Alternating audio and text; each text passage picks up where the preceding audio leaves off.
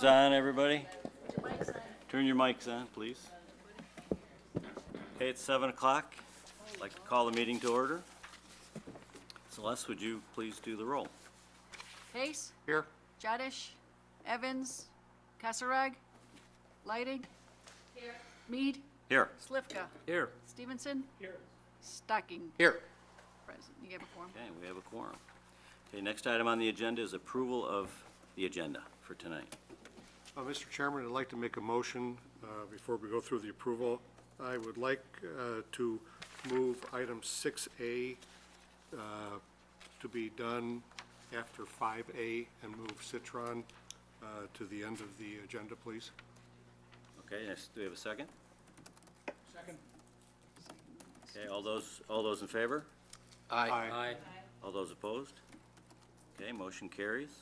So we'll do the site plan review between the two public hearings because they're both Delnor related. Thank you, Fred. And approval of the minutes, item 4 on the agenda. Any comments or a motion to approve the minutes? Move to approve. Okay, all those in favor? Aye. Aye. Opposed? Minutes are approved. Okay, now we will enter the public hearing portion. Mr. Of our- Chairman, Yes, sir. can I have order? Scott, yes. I'm an employee at Northwestern University, so I need to recuse myself from this hearing. Okay, thank you, Scott. Thank you. We now enter the public hearing portion of our meeting. It is the Plan Commission's job to conduct these public hearings in order to receive testimony for and against petitions for general amendments to the zoning ordinance, zoning map amendments, zoning text amendments, special use permits, and amendments to special use permits. Item number 5A on the agenda is a public hearing. The procedure will follow for this request. First, the Plan Commission Secretary or the designated representative will read or describe written items, reports, or plans into the record. Second, the petitioner will present testimony in favor of the petition and will present any supporting plans or exhibits. Third, the commission members will have an opportunity to question the petitioner. Fourth, the commission will then receive citizen testimony both for and against the petition. Questions about the proposal may be directed to the petitioner or petitioner's witnesses, and questions about the Plan Commission process itself may be directed to me. Following such testimony, the petitioner and the Plan Commission may ask questions of those who testified. Finally, the petitioner may provide a rebuttal to any testimony in opposition. When all the testimony is brought into the record and the hearing will be closed, and the Plan Commission will make a recommendation to the City Council in the form of a motion or motions.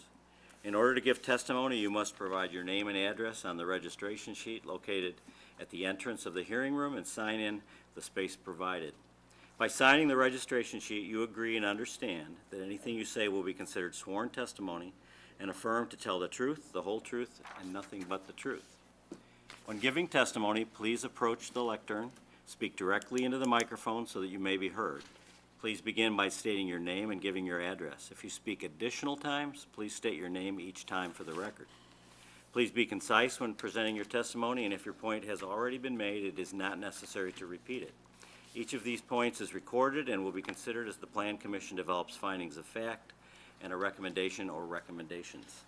You may provide your testimony in written form, but such written testimony must be presented to the Plan Commission Secretary or the designated representative prior to the closing of this hearing. After the process is complete and everyone wishing to present testimony has spoken, the Commission will then decide whether it has heard adequate testimony in order to make a decision. If it has, the public hearing will be closed. After a public hearing is closed, the Plan Commission will refrain from receiving any additional testimony either for or against the petition.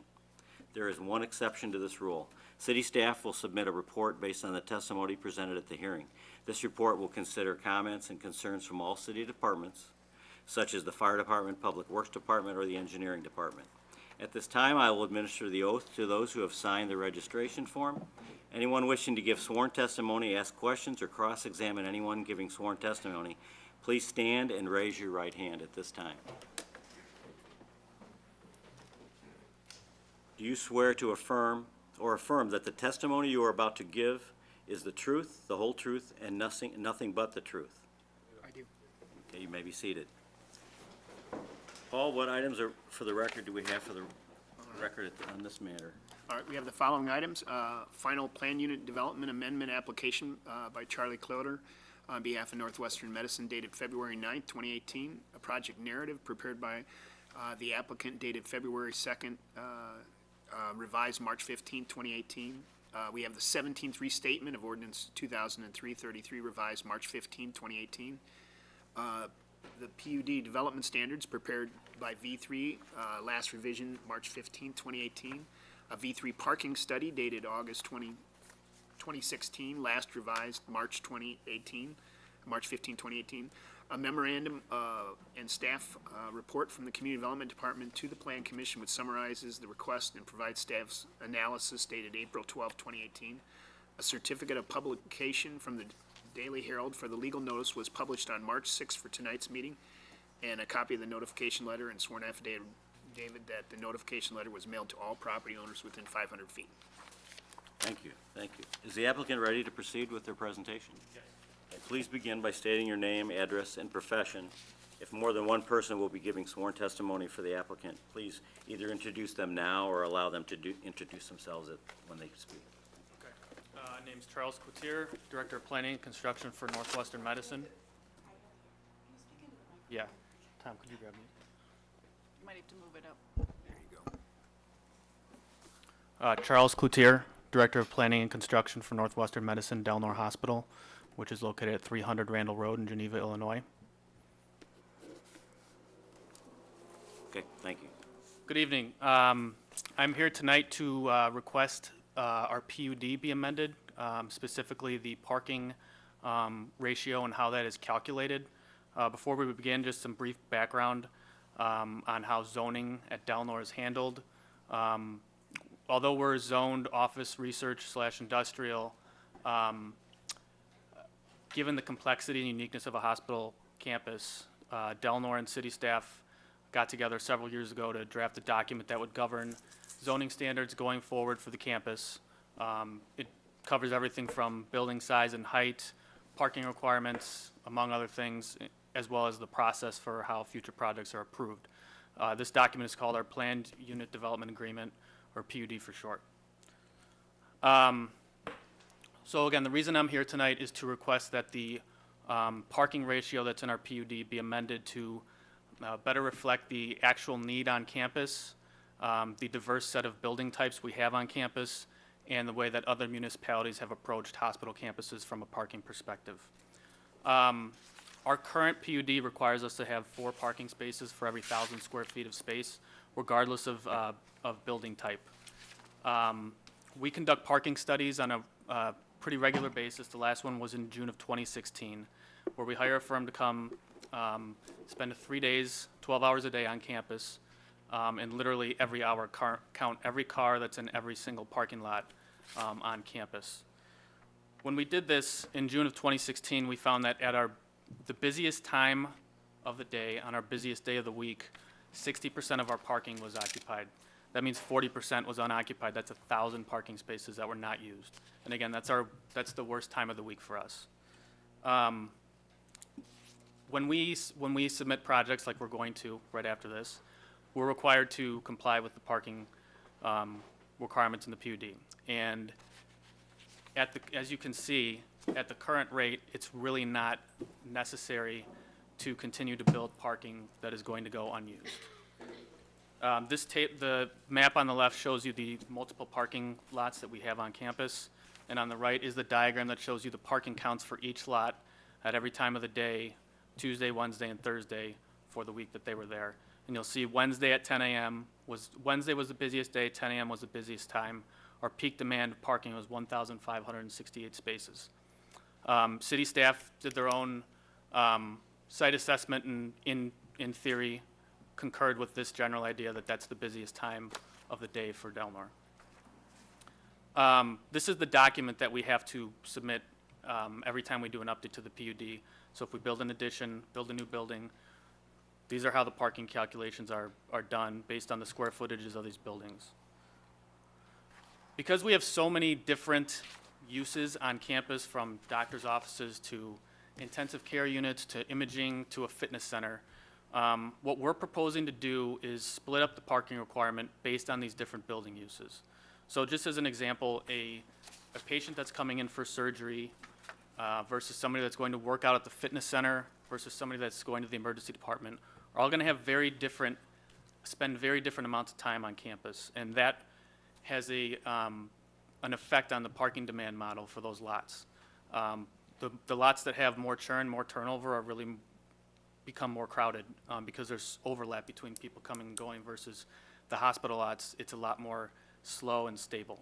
And so what we propose is instead of the 4 spaces per 1,000 square feet as a blanket across the campus, dividing this up. So the hospital space would have 2.5 spaces per 1,000 square feet.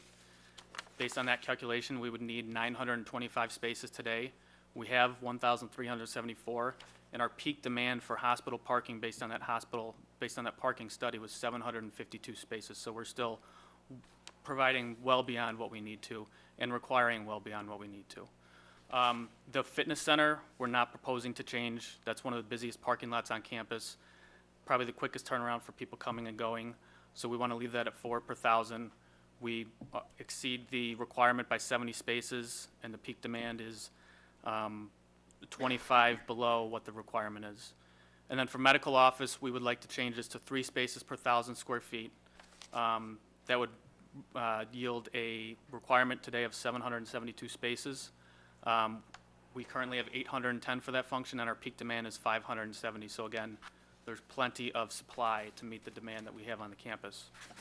These next 3 are really irrelevant because we either don't have them on campus or there's such little space that the impact is negligible. But in aggregate, you can see that based on these new requirements, we would need 1,978 parking spaces on campus. We're providing 2,525, and our peak demand, again, is 1,568. So there's a big variance both from what we have provided and what we're still saying we're required. And again, these numbers, the total parking requirements, they're going to change every time we add onto the new building. All we're requesting is that it changes at a more reasonable and logical rate than it currently is. You know, it does us no good to not have enough parking for our patients. Our mission is patients first, and you know, people are anxious coming to the hospital, and that's part of the experience. And we do want to still provide that great experience. Like I said, staff came and did their own thorough site assessment and made a few observations, and I wanted to specifically address those. And they all relate to the medical office building lot. So the first observation they made was they noticed that there was staff parking in the patient lot for the MOB. Now I want to clarify, our hospital employees are required to, yes, What's an MOB? medical office building, sorry. Oh, thank you. So we have Sorry. 2 medical office buildings on campus, and I'm going to refer to them again. There's a 351 building, which is east-west, and there's a 302, which is north-south.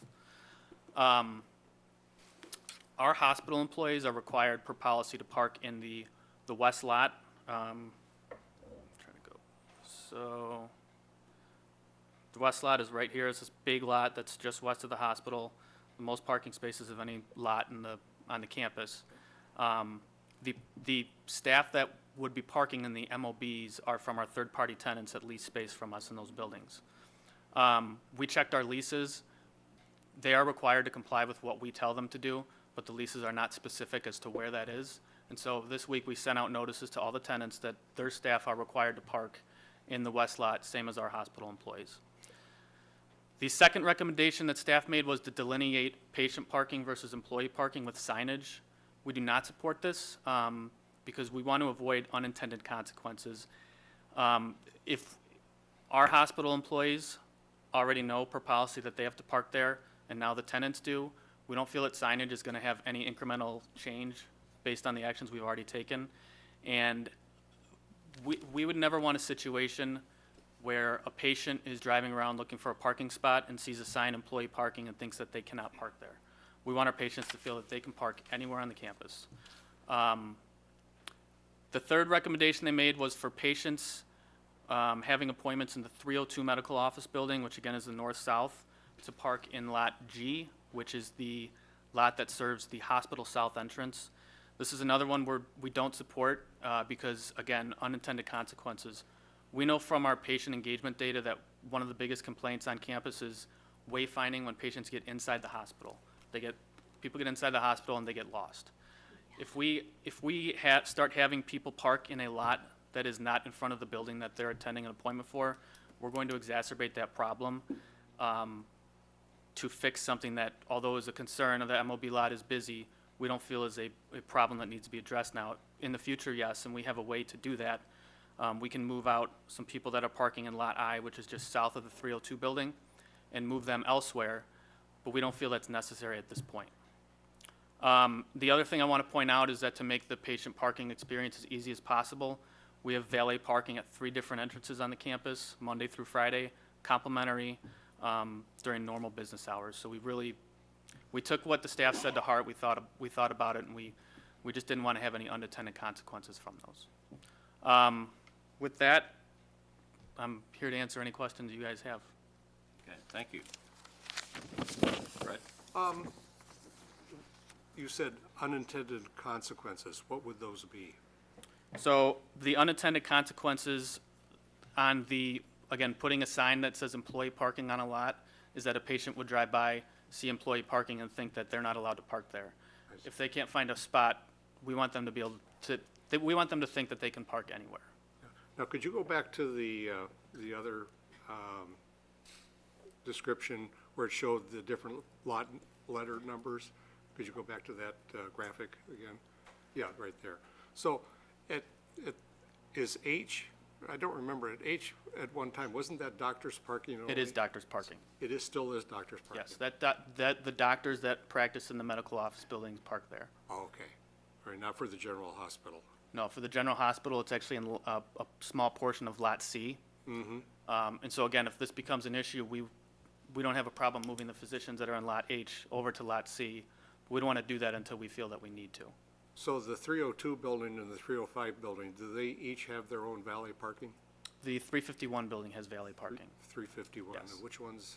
That is the east-west, so right here. The 351? Yep. Okay, And actually, let me just go to that slide. all right, Yeah, that's pointing to that entrance right there. okay, so there's valet parking there. All right.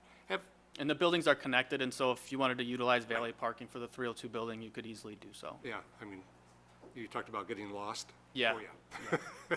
Right. It's very easy to get lost in there. At any time, had there ever been a discussion about possibly, like at CDH, a parking garage? I know when I first got to Delnor, there was like rumors that a parking garage is prohibited in our plan unit development agreement, and I don't believe it is. In master planning exercises, like 20 years down the road, we've looked at it, but I honestly can't see ever getting to that point where we would need to do that unless another substantial, and I mean substantial, expansion takes place on the campus. So the staff recommendation that they have for consideration, the two items 1A and 1B, you're not in favor of those, the signage, or you are? Are not. Are not? Yes. Okay, thank you. Michael? So is there a lot of problem in the past with employees parking in areas that they shouldn't? Is that part of the problem, and how is it enforced? So it's we really have not had outside the tenants, our hospital employees, we really have not had a problem with that. Here and there, a couple sprinkled bad apples, sure, but enforcing that is pretty difficult. You basically have to have a public safety officer out there watching everybody park, checking their badge. It's not really feasible to do. Certainly sometimes people do get caught and there's appropriate action taken, but it's a very difficult thing to enforce. But again, we do not feel that that's happening today. Okay, thank you. Ron? It's my observation, I've been there a number of times to the east-west building, 351. That's always touch and go. And that's not a good place to not find parking. Right. No, People are all going there for some kind of, not everybody, but obviously, but people are going there to have surgery done in a lot of cases. And I'm reluctant to go to a smaller number in that parking lot on this, just south of 351, that primarily services that building, I guess, and 302.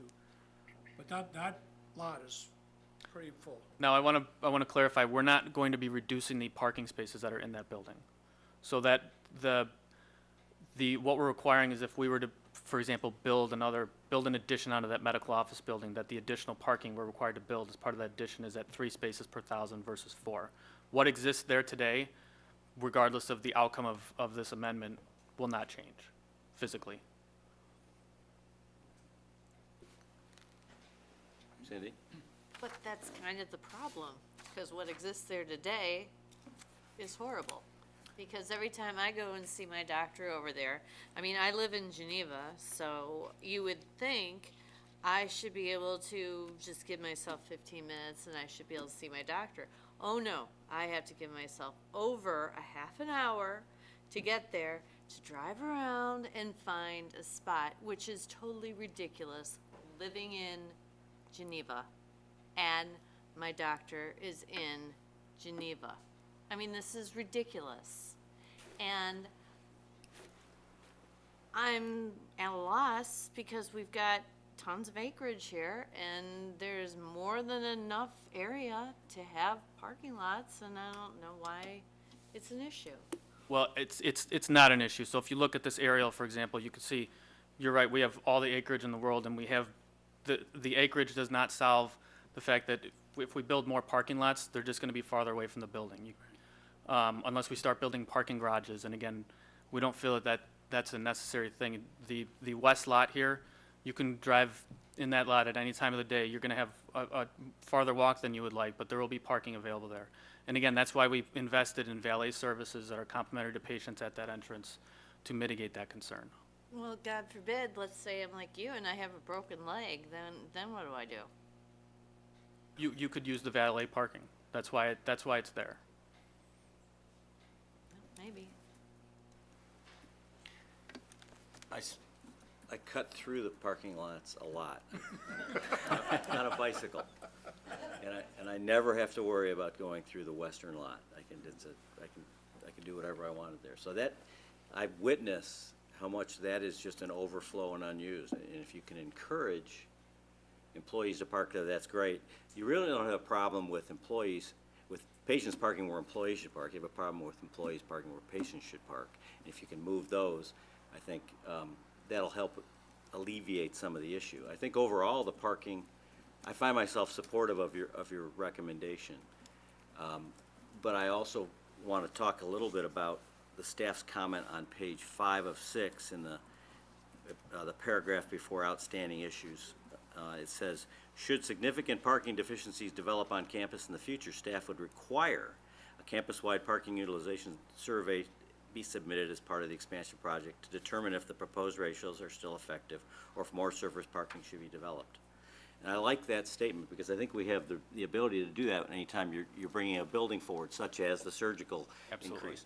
My sense is, to Cindy's point and to Ron's point, is if you brought forth an expansion of the 351 building, that we would be sensitive to taking that to the south and eating up part of lot I think that is, right? Yeah. So we would look for an expansion there to maybe be done and reroute the ring road and eat up some of the west lot, which doesn't get fully utilized. So I think we have that ability and tool in the future to manage some of that so that we don't see lot I, the one immediately south of the MOB, ever reduced for any reason. So I think that's the saving grace there for us managing this and helping you manage it. And I agree with you, your incentive is to make parking not an issue for your patients or your tenants, frankly, so.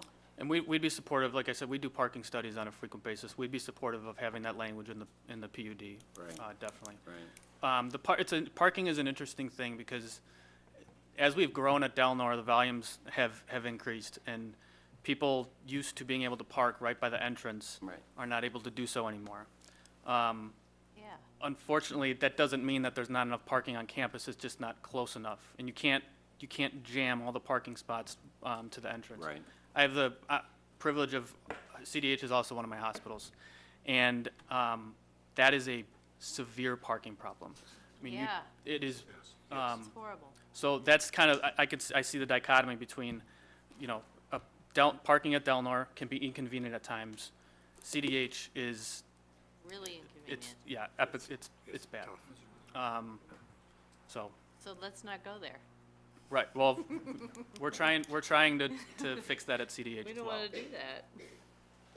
Any other questions, or should we ask? John? Yes.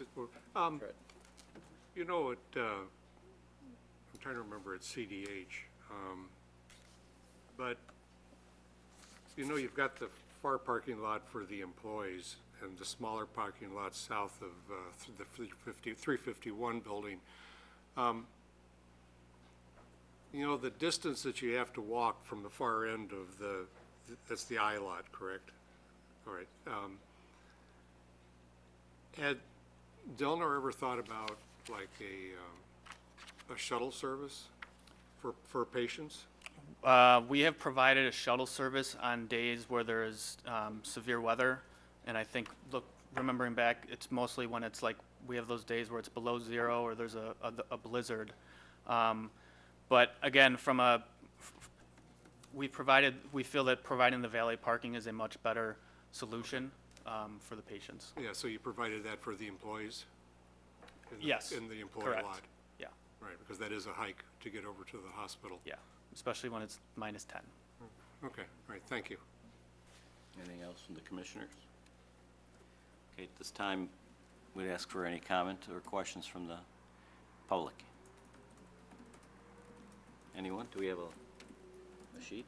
Oh, Thank you. I don't know if anybody's here for it, but. Was anybody planning on saying anything about this at this public hearing? I don't think so. Okay. Thank you, Fred.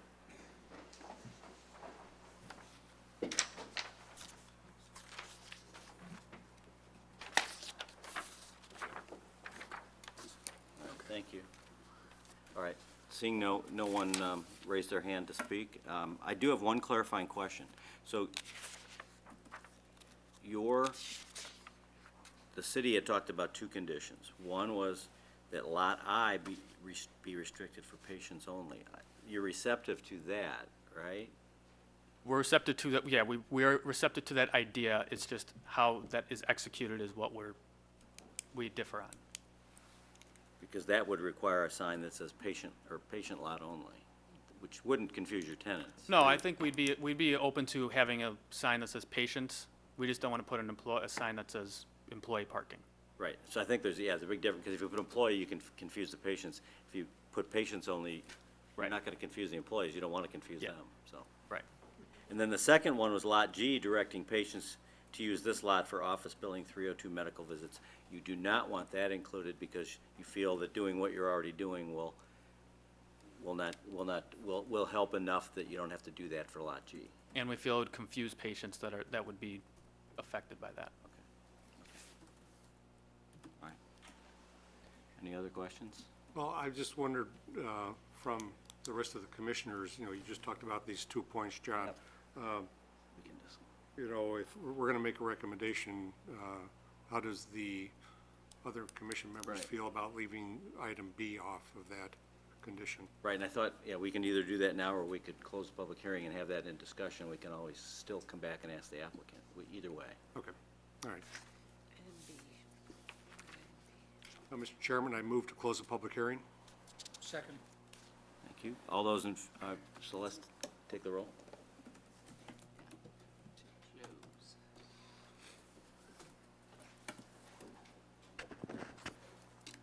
Okay, Case, Aye. Leidig, Aye. Mead, Aye.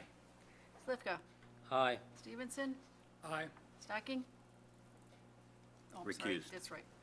So it passes. Okay.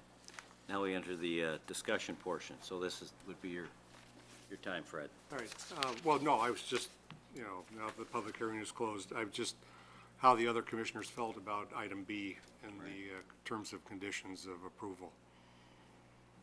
Sure, well, I think that, as they've said, they like to try a different approach first, but I think staff has said that they're reserving the right to if it doesn't work, or if the problem continues or worsens, to take that up again in the future. So I don't know if that becomes a, Right. then something they agree to, or that they need to agree to in lieu of maybe doing some of that signage now. Is that what you were saying, or is it, I mean, we've seen over time that this is the 17th Amendment or something to the PUD. They're going, Delnor is a regular visitor to this room for things just like this. So we expect that we'll have an opportunity anytime they want to expand or change the site in any way, right? Right. I think initially, have you always had valet parking at all three of these spots? It, over the years, has varied, you know, we've had the entrances closed for construction, so always, I can't say always, but it's been like this for quite some time. Okay. I know you've had some. I didn't know if this is a big commitment to having it at all the ones. No, so- this is the current state, And then, and it's not in response to your comments, it's just, it's been that way. and then staff's point was still, it's not a capacity problem, it's a management problem.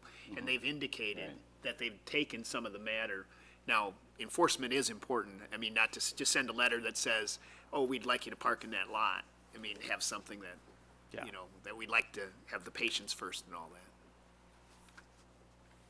Well, I think, you know, Delnor wants to be a good steward to the community.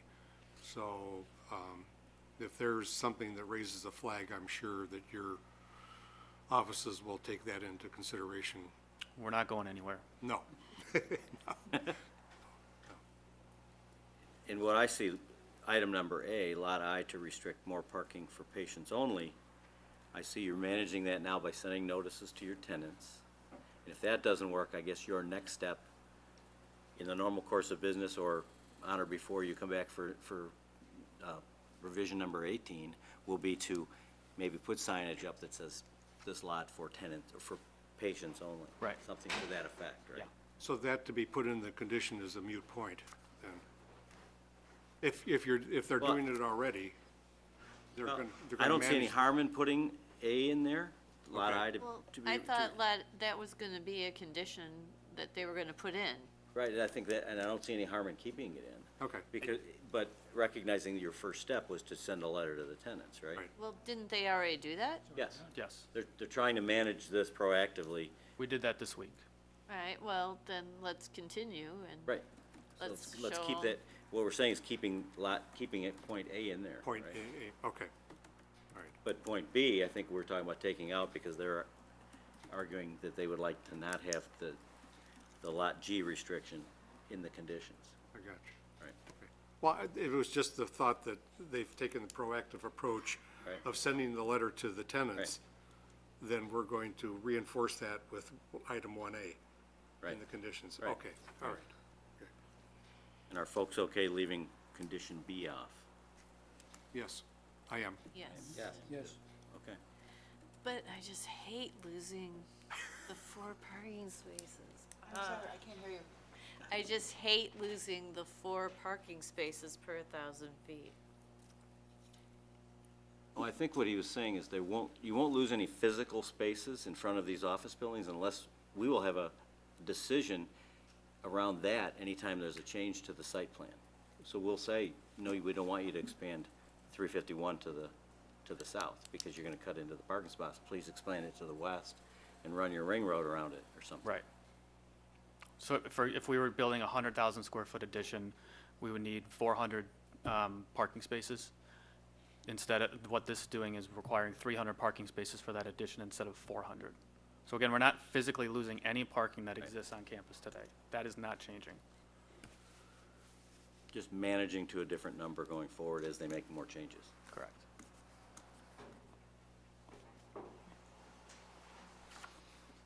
Okay. Mr. Chairman, I'd like to make a motion to approve the amendment to the Delnor Planned Unit Development 17th Restatement of Ordinance 2003-33 for modifications to the approved parking ratio from 4 parking spaces for 1,000 of square feet of net floor area to 2.5 parking spaces per 1,000 feet of net floor area for the hospital and 3.0 parking spaces per 1,000 feet for the medical offices. All other parking ratios are proposed to remain unchanged. And also, as a condition to this approval, that the applicant agrees to provide signage for Lot I to restrict parking for patients only, and all information provided in the staff report. Second. Thank you. Celeste, would you call the roll? Case. Aye. Leidig. Aye. Mead. Aye. Slivka. Aye. And Stevenson. Aye. Motion passes. All right, thank you. We now enter the site plan review portion of tonight's Plan Commission meeting. It's item 6. Everybody to pull their mics, just. Oh, I'm sorry. It's just really, Okay. I'm so far away. Thank you. We're in the site plan review portion of tonight's Plan Commission meeting. It's item 6 on the agenda. It was moved up to follow the public hearing we just concluded. It's Delnor Hospital Surgery Center, request for site plan approval to allow construction of a 2-story, 23,855 square foot addition and a 30,000 square foot renovation of the Surgical Services Department at 300 South Randall Road. Mr. Cloutier will also be the applicant for this, I believe. Thank you. Good evening again. I'm here to present the next large project that's planned for the Delnor Hospital campus, and that is the Delnor Surgery and Renovation Project. This is the 17th amendment to our planned unit development agreement. I'm going to go over the reason for the project, the site plans, floor plans, elevations and renderings, and then my team and I are here to answer any questions or concerns you guys have. There are multiple drivers for this project. We have several concerns, deficiencies, inefficiencies within the surgery department today. To name a few, the size and layout of our operating rooms, currently the size ranges from 350 to 700 square feet, and they're all different layouts. And what that does to the department is certain procedures can be performed in this room. This room's not big enough. This room's too big. It's a waste of space to do this procedure in there. Flexibility and efficiency are gone. And so one of the things we're going to do with this project is standardize on a 620 square foot operating room. The layouts are going to be identical. Any procedure, for the most part, will be able to be done in any of these rooms, and that'll really increase the efficiency and flexibility of the department. Another thing we're going to address is the pre- and post-op space. So currently, the pre- and post-op space, one, it provides little to no privacy for patients and families. Two, the size is inadequate for the caregivers to really accomplish the tasks they need to correctly. And three, we don't have enough per code. For 10 ORs, we're required to have 40 of these. We do not have 40. We're going to remedy that as well. We're also going to employ a sterile core design, which is an area that has access to all the ORs, that provides an organized path of travel for everything and everyone within the department. And then the area has not seen a significant upgrade since it was built 25 years ago. We've added a couple, but we haven't touched the existing ones. So it's in dire need of capital investment. The new department will have 10 operating rooms, room for one future, 2 GI rooms, room for one future, 44 pre-post rooms, which will meet the code requirements for the current, and if we ever add on, and then storage and support space as necessary for the department. This project is it's going to take place in what is currently the loading dock on the west side of the building, in the purple. We currently have a temporary loading dock under construction that will be utilized while the addition is under construction. We've taken, careful attention to detail to mitigate the risks that we have. We have grease traps from the cafeteria over here. We have one of the main electrical feeds and going into the hospital over here. There's a lot of risks, and we've worked very hard with our architects, engineers, and contractors to come up with mitigation strategies for all of those.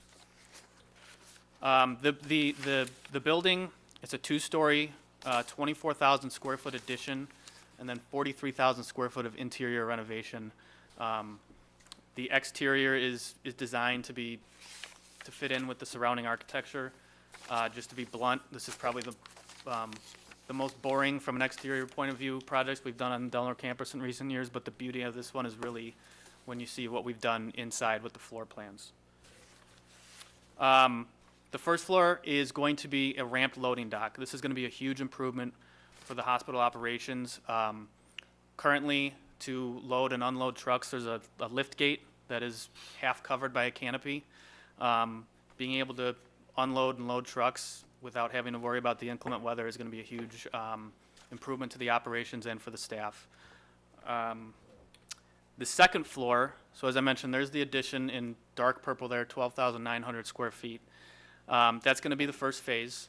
And once that phase is complete, we move in, and that gives us the space in the existing department to start doing some interior phase renovations.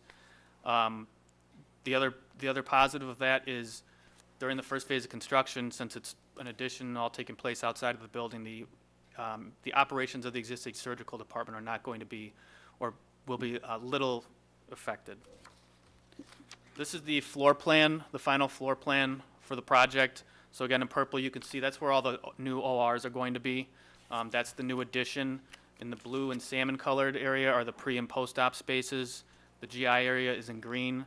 And then there's support space for both physicians and staff. This floor plan has been developed over a long period of time with heavy input from physicians, staff, and several other people from the hospital. The exterior is kind of defined by the ramp loading dock. That's one of the features. The materials used are really meant to tie into the buildings on either side, the bed tower on one side and the 351 medical office building on the other. So you see a lot of masonry, some glass, some stone. But again, primarily we're just matching the buildings that are back there. And this is the final rendering of what you'll see back there. And you can see again the two brick buildings on either side trying to match that. We've got a contractor on board. We're planning to break ground late spring, early summer. Our certificate of need has been approved by the state. So we're almost ready to go. Having said that, we're here to answer any questions you guys have on this project. Okay, thank you. Start over here. Cindy?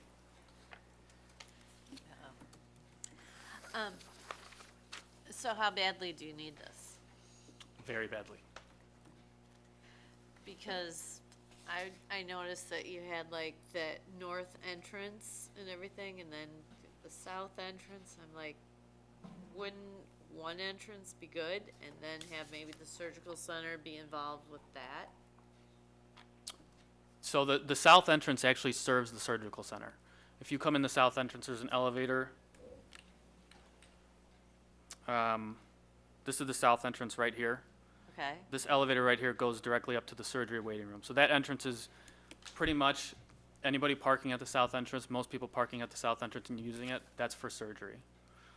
We could even rename it surgery entrance and it would probably be okay, but we're not going to. But the point is that entrance is primarily used for surgery patients. So then the north entrance is for people who are staying at the hospital then? The north entrance is pretty much everything else. So maternity is off the north entrance, intensive care is off the north entrance, the medical surgical units are off the north entrance, outpatient imaging, cardiac testing, outpatient lab, the list goes on. That is why when we changed the main entrance to the north side, that's why we did it, because everything is over there except for surgery. See, thank you. Ron? I have no questions. No, nothing for me. Okay. Ron? So what you're doing is improving the, thank you. So what you're doing is you're just improving the efficiency of the surgery department is basically what we're, The efficiency, the amenities, both for patients, families, physicians, staff.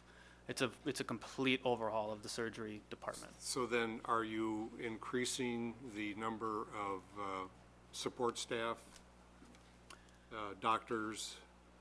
I don't, and not at this time. We also have we own the ambulatory surgery center that's attached to the 351 medical office building. Right. And so that's been used to kind of decant some of the volume that doesn't need to be in a hospital setting. like same-day surgeries, some outpatient GI procedures, and that sort of thing. Yeah, so the south entrance, when it was the main entrance, you just walked in, turned right, and then you were in the surgery center. Originally, before it became just the south entrance. Right, the south entrance was basically like, I walked in there and you have like the cafeteria, human resources and administration, and I'm like, And you turned right, made a right, a and that's hard still the right, same, And right. you went to the elevators. yeah, Yeah, right, right. yeah. Okay.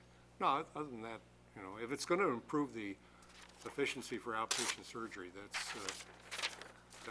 I consider that a good thing. And I think, as I looked at it, one of the things that's key is you do not comply today with the Correct. amount of We- covering room. This puts you in compliance with your friends at the state. Correct. Yeah. So there's been a lot of things that we've wanted to do in the surgery department. Right. And our hands are tied because Right. until we fix that, we can't do anything. Right. So this is kind of one broad stroke. Exactly. And the reason we have to do that is because it hasn't had capital investment in so Right. long. No, I think it makes sense. Just a thought, the new addition, the new surgery addition is going to be over the receiving department, correct? Is there any compound effect of, you know, when there's deliveries made with the trucks backing up and beeping and That noise won't make it into the, it won't make it into the, yeah, we provide insulation of the walls. That will not make it into the surgery. everybody be looking at their pagers if Yeah. it started Yeah. beeping? Okay, all right, okay. I'm sure you got that covered. Okay, I think that's it. Does anybody have No, move to close the public hearing? this is a site It's plan not a review, public hearing, it's a site plan? Okay, never mind. Disregard me. but I would take a motion. Okay. Mr. Chairman, I'd like to make a motion that we approve the request of amendment for the site plan approval to allow the construction of a two-story, 23,855 square foot addition and 30,000 square foot renovation of the surgical services department. And I Second. think there's a couple conditions on pages 4 and 5. No, I didn't get those. There you go. You can get those pages. 4 and 5. Okay. With the addition of the final engineering shall be approved prior to the building issuance by the city. And then, Page over. And number 2, prior to the building permit issuance, the applicant will submit for approval to the Community Development Director a permanent trash enclosure for the dumpster located on the west end of the project area to be constructed at the end of the project. Said closure shall be constructed of durable materials such as wood or masonry or complementary to the existing building materials. thank you. I have a comment on that one. Sure. So, we are proposing to have that trash enclosure be chain link fence with green screening inserts, because that already exists back there. It shields the oxygen tank that's there, and so we don't want to introduce a material that doesn't exist there today. We'd rather go with the material that already exists there. To staff. Well, I don't know, have we ever approved that as a trash enclosure location, or did it just kind of occur there? I don't know. Yeah, I haven't seen it in any plans, so we're thinking is if you're gonna have it there, you should have something more substantial. And if you think wood is kind of combustible, maybe it could be a masonry or something. But you don't have any, really around the campus, you don't really have any chain link with slats in it, and it doesn't completely even cover this whole area. Outside of the loading dock area, we don't have chain link anywhere. But we looked through the code and we couldn't find anything that prohibits the chain link or requires wood or masonry or. I think it's important to note, Charlie's right, there's not a code requirement that would make it masonry or wood fence. But as you look through the site plan approvals that this commission's considered and the council's approved, we have encouraged enclosures that are more in keeping with the architecture of the building, pushing them up closer to the building. I think you'll find that throughout the campus and other recent approvals the city's done. So I mean, that's the reason for the recommendation. It is a recommendation, not a requirement, so leave it for the commission to discuss. would it make sense, there obviously has not been a meeting of the minds on this at this point, would it make sense to rephrase that second one to be that they come up with a design that is satisfactory to city staff? And we can work through it. I I'm think, confident we I can. think we'll be able to work together on something. So what I would like to do, add to the second item for recommendation that the staff work with the Delnor Hospital on finding a suitable solution for the trash enclosure. Thank you. Yeah, we'll put that in there. Yeah. Now we need- I mean, we had it, approval of the community development director before that. Right. Just a materials, I think, is what we're Right. talking about. Right. Okay. Second? Second. Second. All right, Celeste, would you call the roll? Hang on.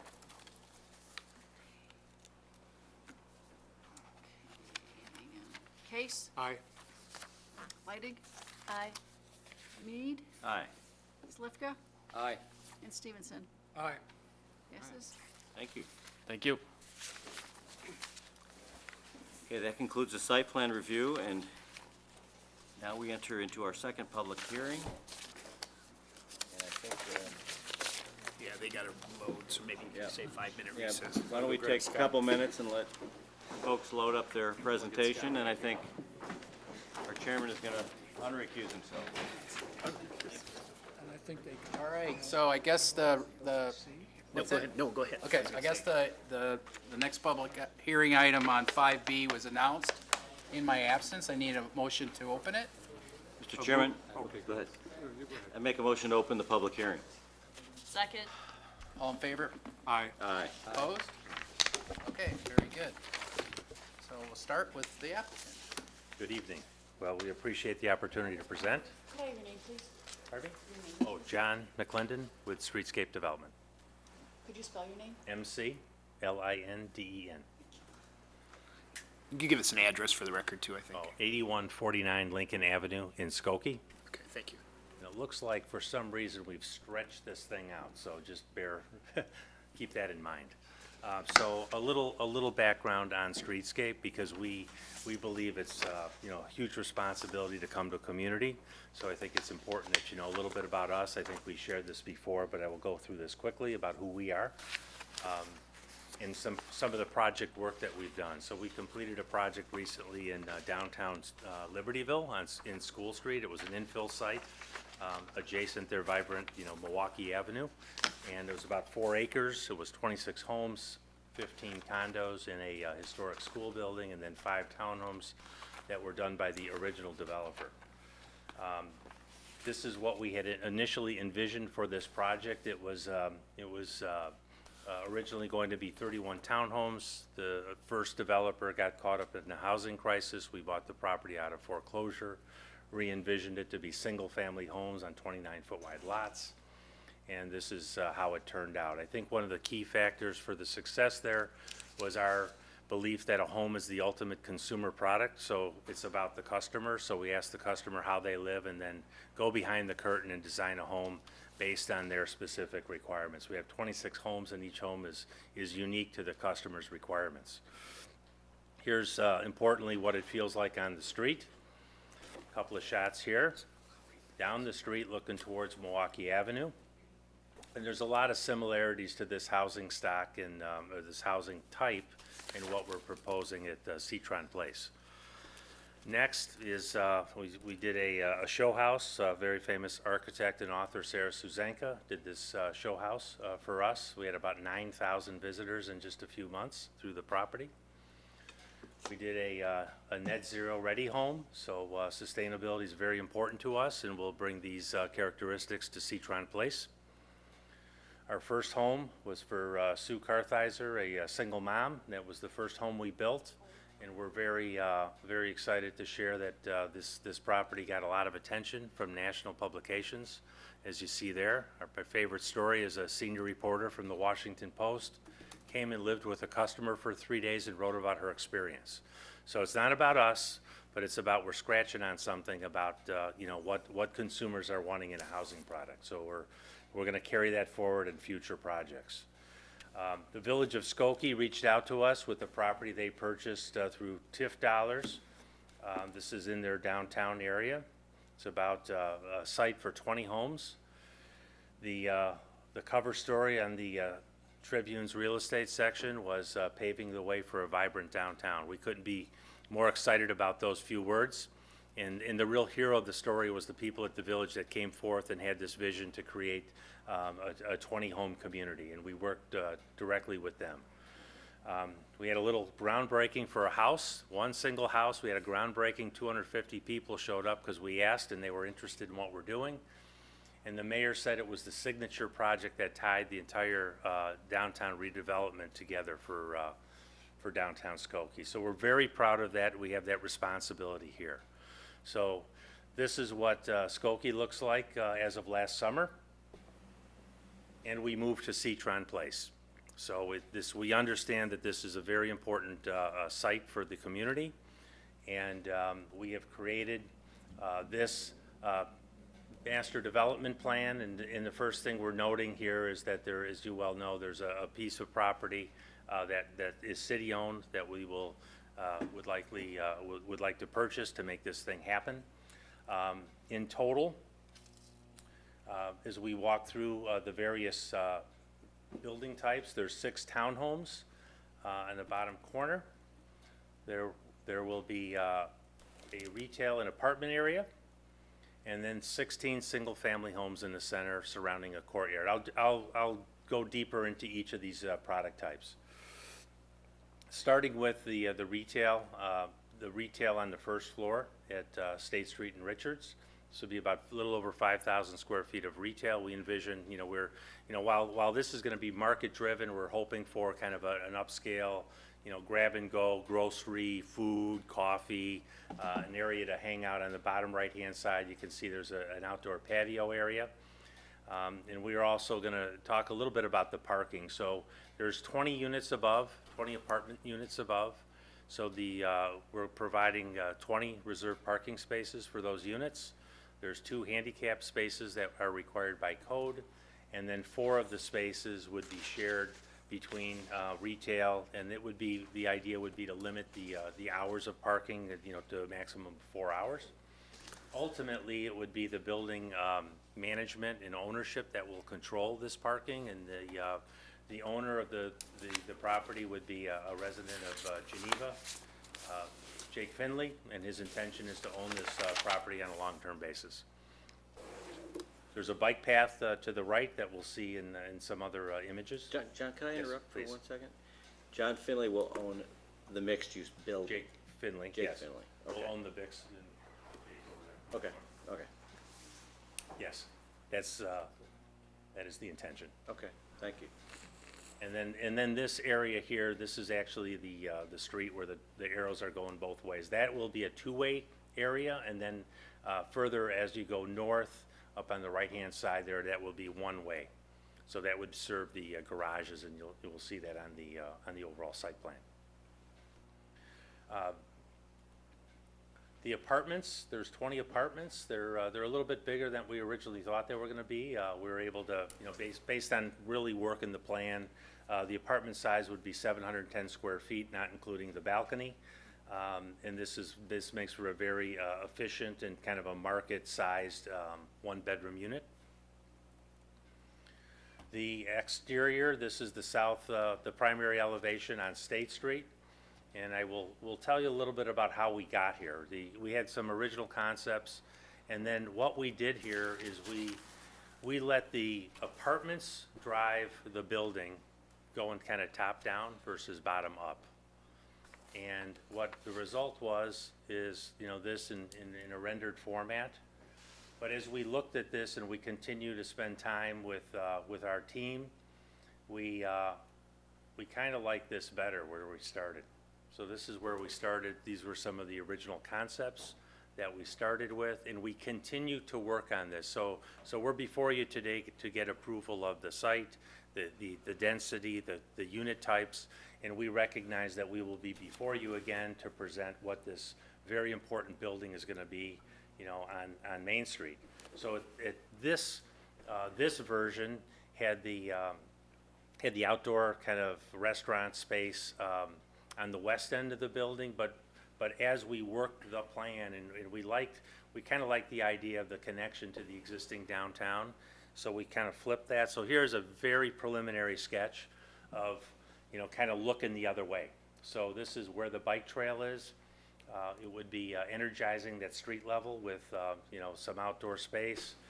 The balconies are inboard on the property lines, but in the case of the corner, we have a couple of balconies that would be over the outdoor eating area. So materials here, masonry, which is kind of shown in the brown color, perhaps some kind of stone type of material where it's gray, and then on the left-hand side above the retail, we would envision some type of panels, kind of a contemporary kind of looking building, and then the storefront would be, at the base level, some masonry below at the right at the sidewalk. So that's work in progress. We will continue to work this, and we'll be excited to show you what we come up in the final version. Moving to the single-family homes, they are organized around a courtyard, and this is really to promote, a connected community and really enliven that courtyard with these front porches. Importantly, the front porches are 8 feet deep, so it's a room, not some decorative porch that you see in the suburbs. It's a room-sized porch. In both our experience in Libertyville and Skokie, is people use these all the time. Neighbors are connecting by way of hanging out on the front of their house, opposed to going in the back of the house and being in the backyard. So there's the single-family homes. There are 16 homes. They're organized again around that courtyard. We like the idea. They're adjacent single-family family product on Richards. So in context, it works very well. I know there was a concern brought up by staff that top right home might be a little close to the sidewalk, but we'll show you some images of what we did on one of the buildings in Skokie. So we have 2 spaces, required spaces for each residential unit in the garage, and then there's 32 on-street parking spaces. That includes Richards as well as, let's see if I can see this, right down here.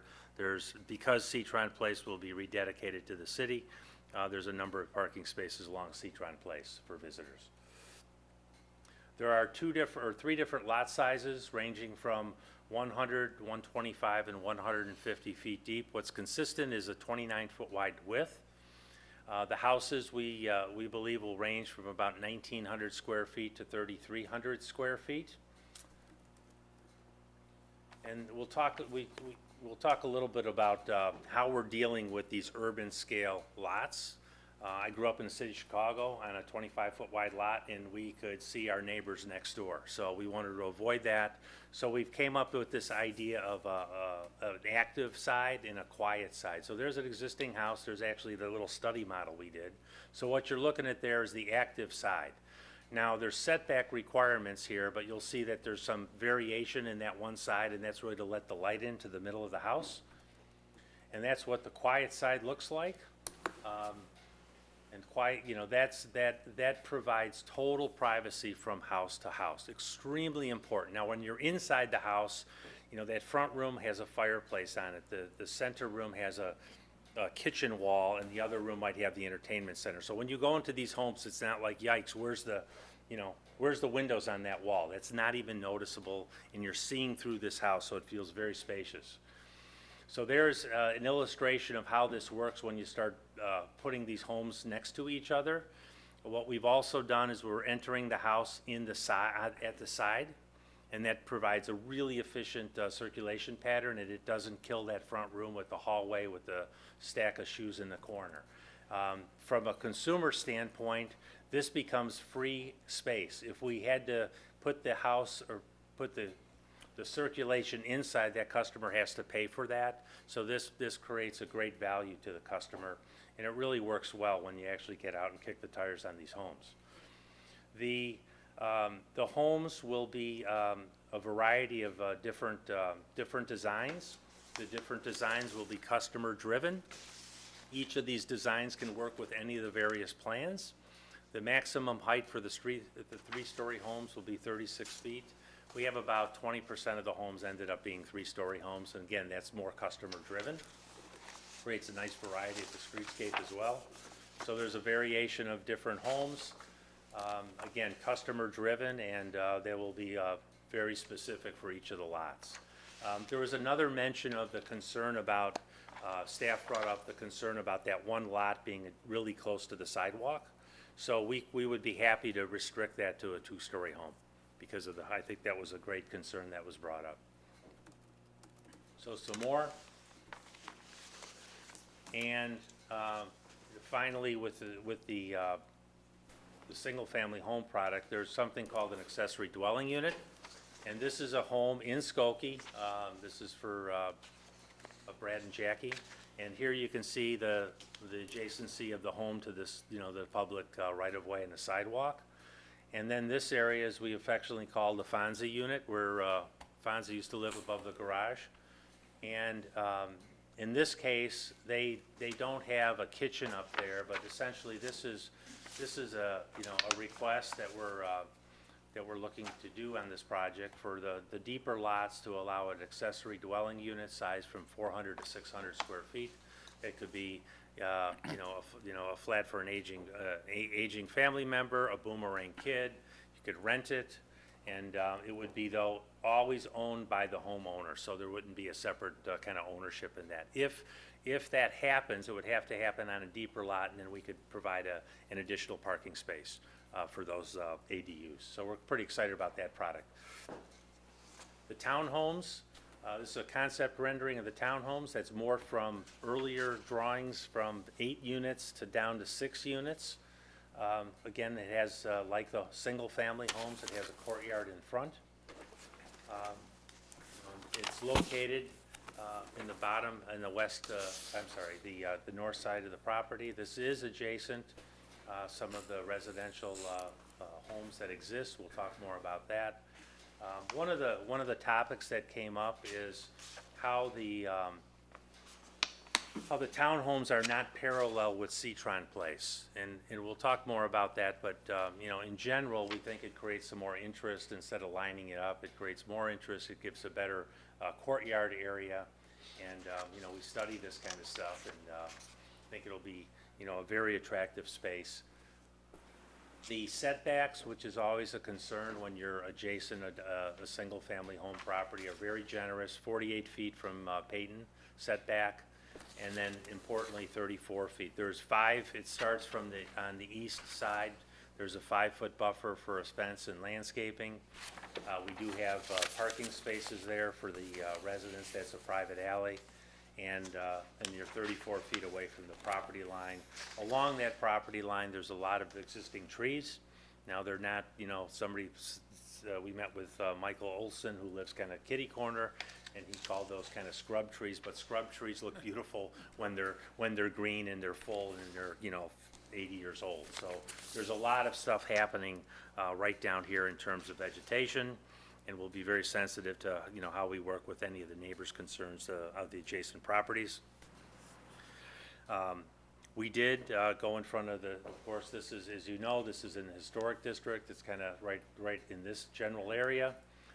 This is the boundary of the historic district, and we're within it with just the 6 townhomes.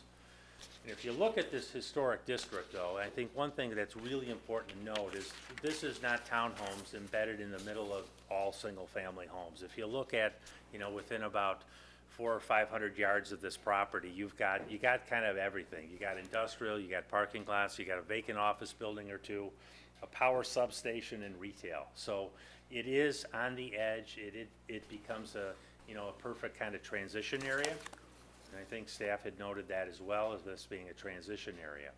We were in front of the Historic Preservation Commission in March. They had a number of comments that came up during the meeting and then subsequent to the meeting. They thought the overall height is overpowering to nearby historic homes. We disagree with that. We have, although, listened, and we've reduced the height to 38 feet, a couple feet down.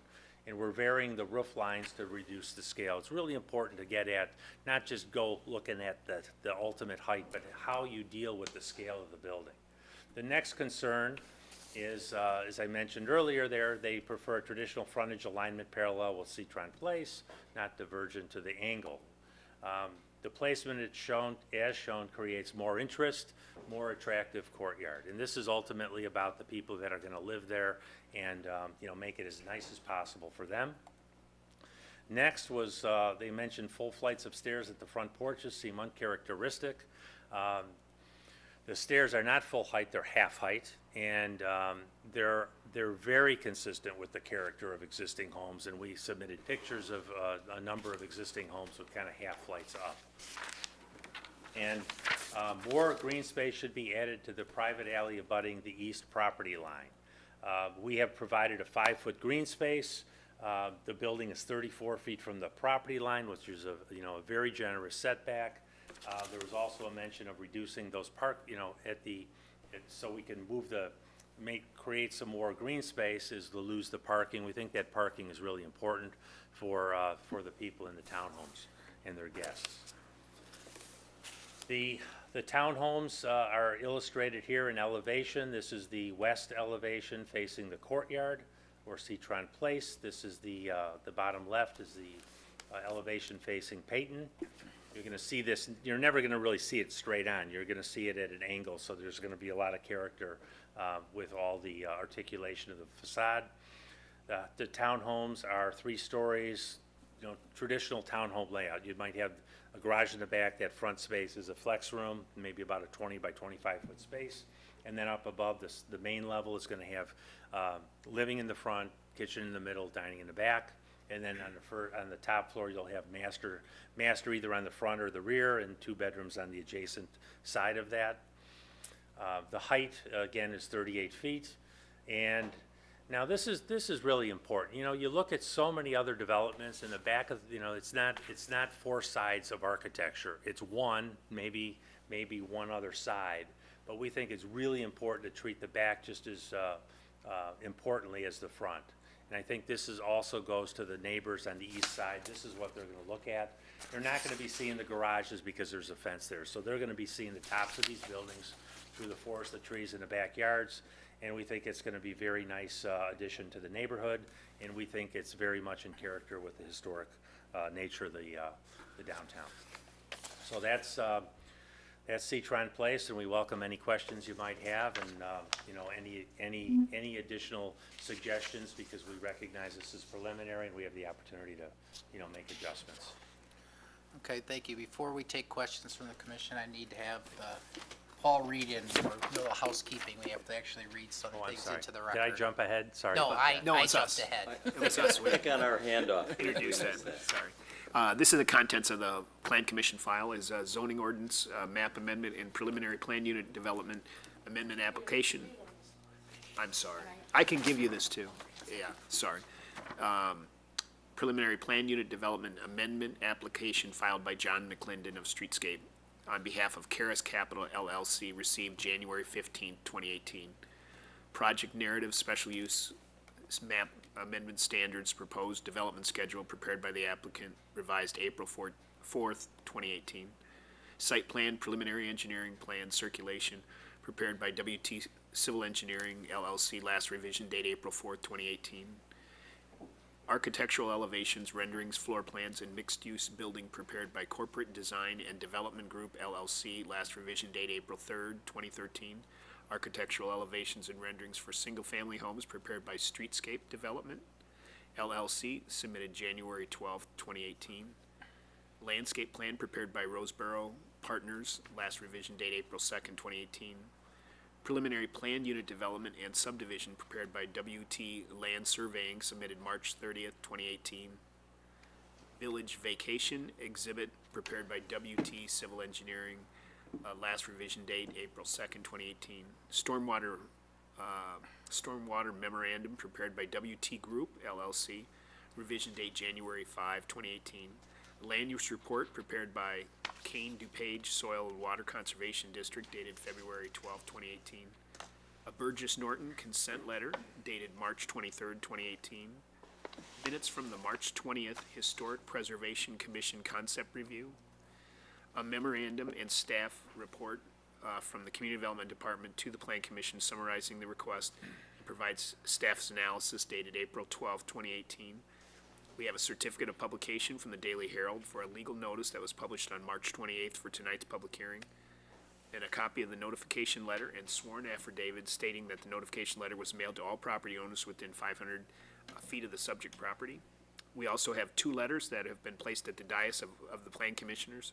A letter was received from Demir Linovic, 228 Richard Street, dated April 11, 2018. And we received a letter today from Michael Olson, 202 North 6th Street, dated April 12, 2018. All right, thank you, Paul. We have a little housekeeping there. John, you want to start us out?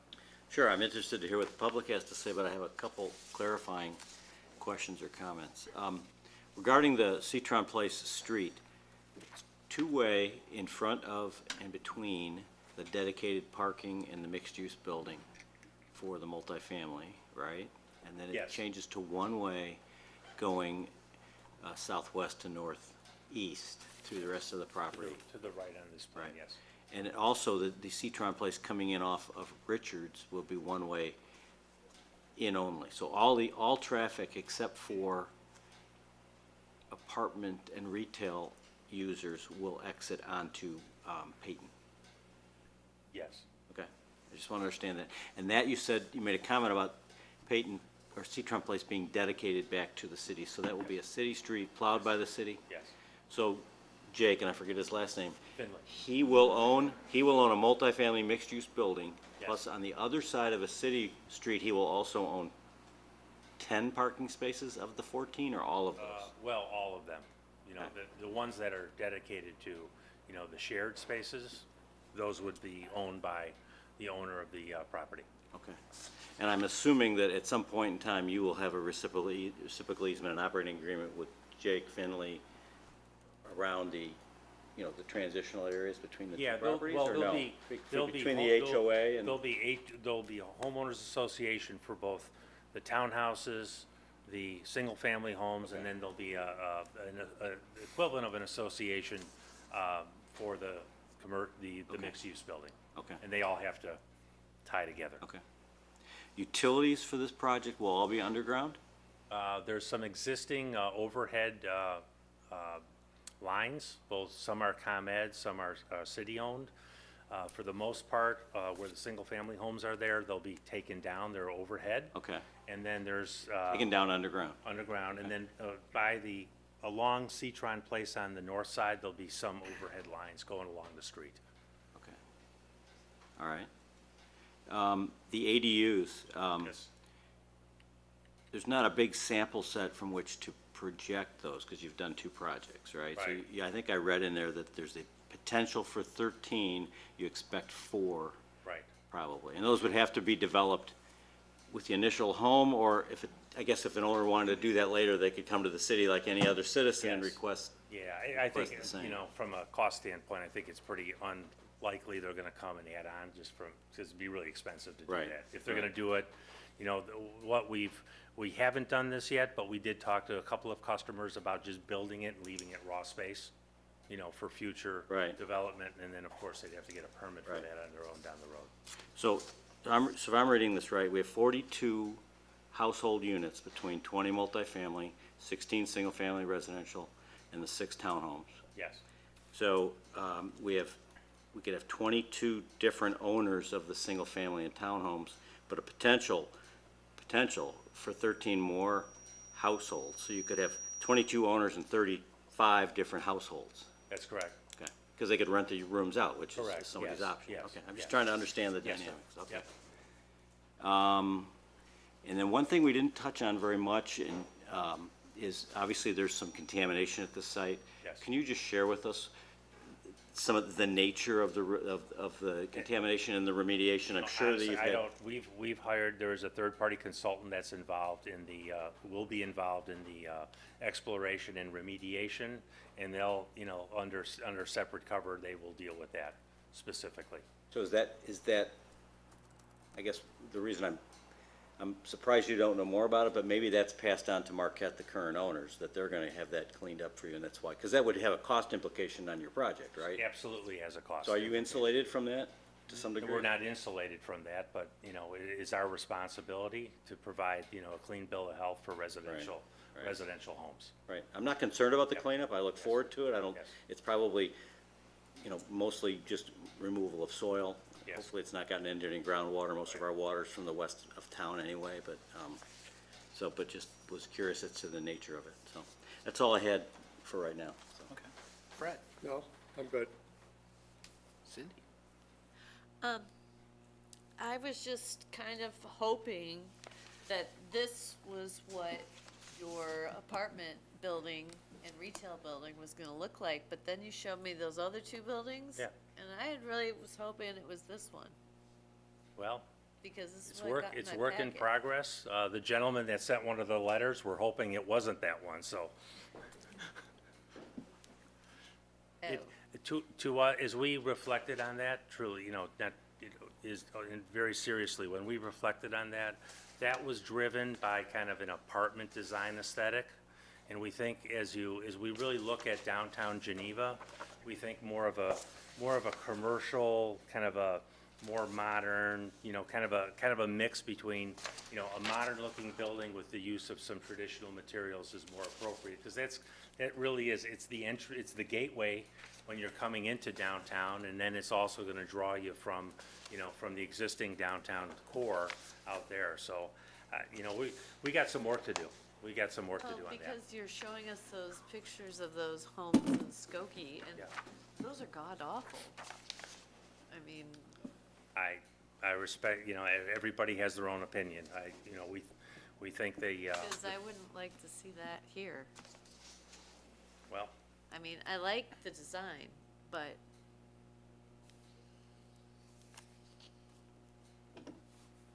I just hope you do more. the people that purchased the homes love the homes.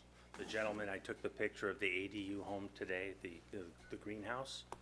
He came out when I was taking the picture. It's a little weird.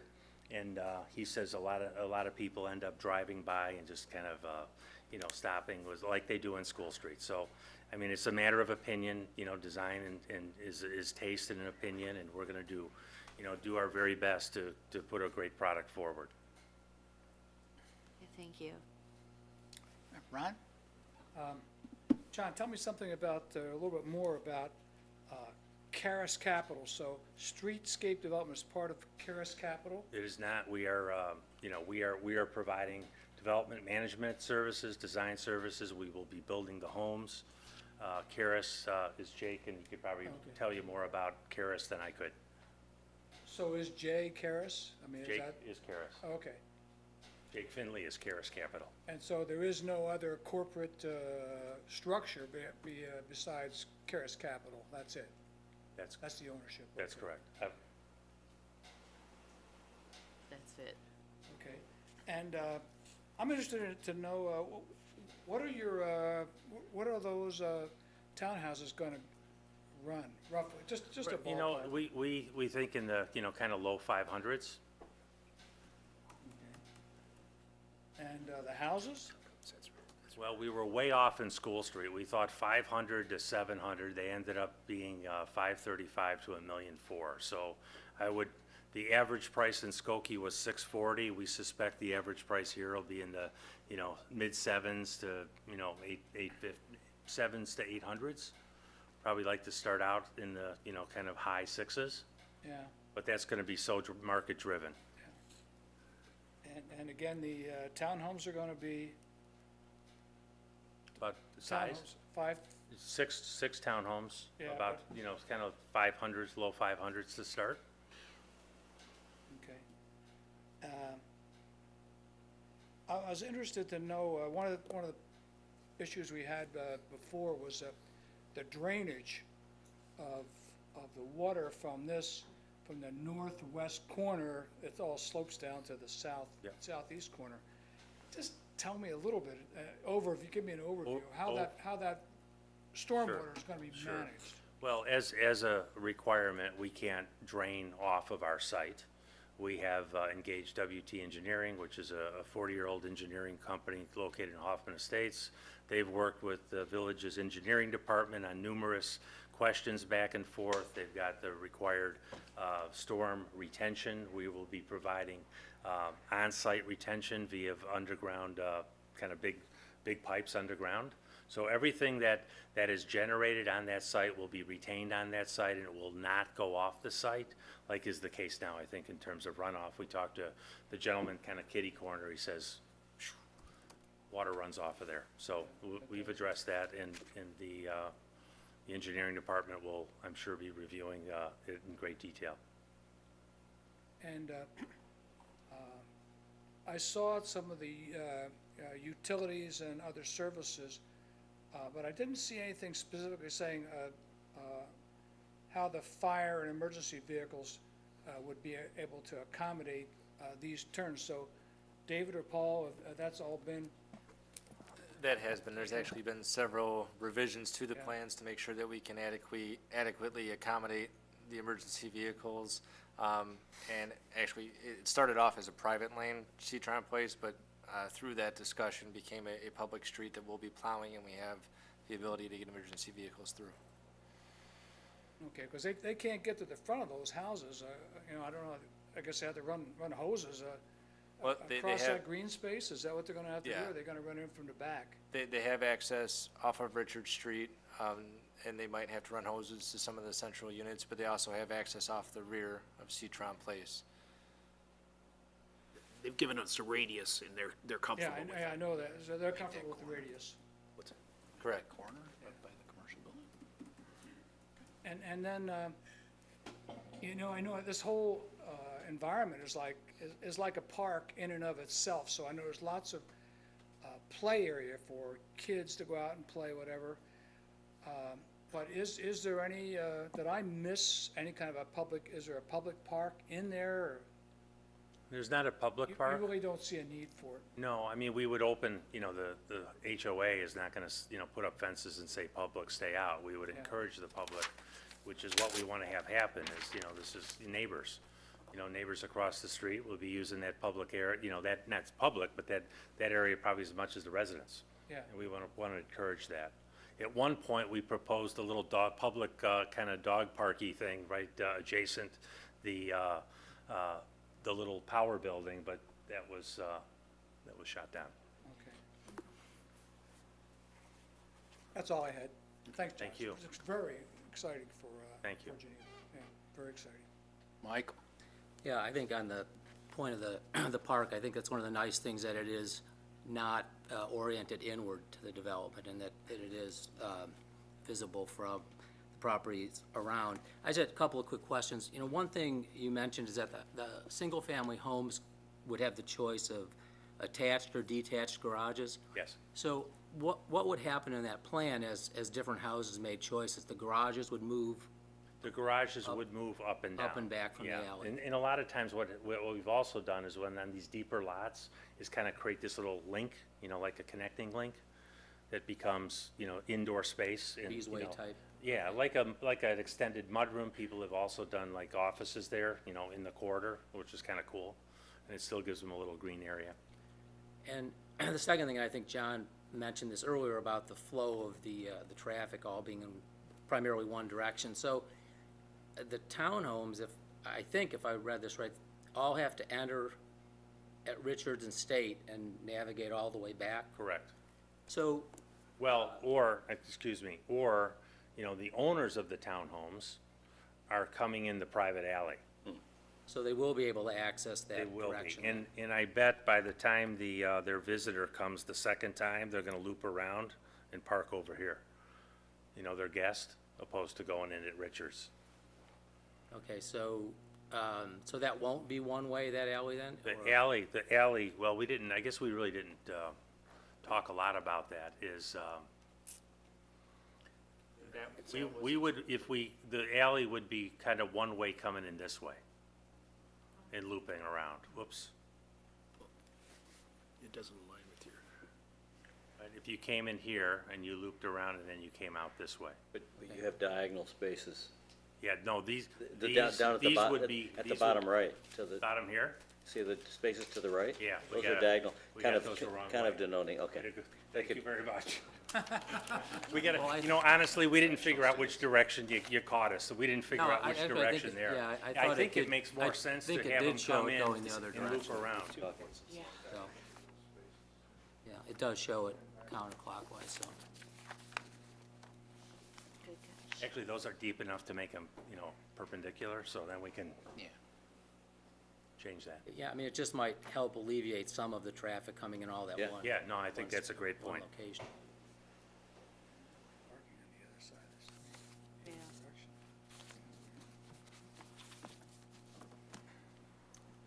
Okay, Thank you.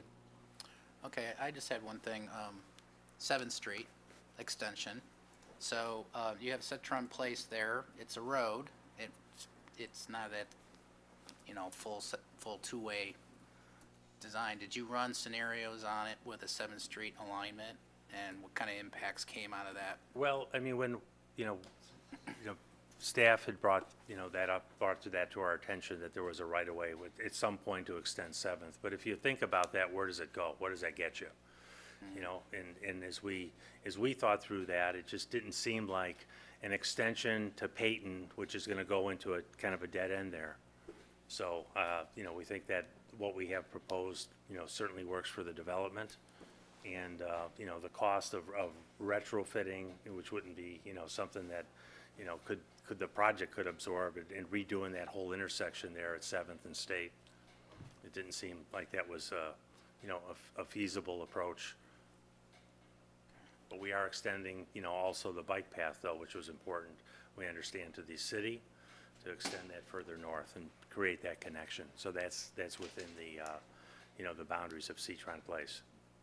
Okay, so for the phasing of the project, what would be developed first, second, so on? What Well, are your plans in that the regard? phasing plan currently is, the front building would go, early first.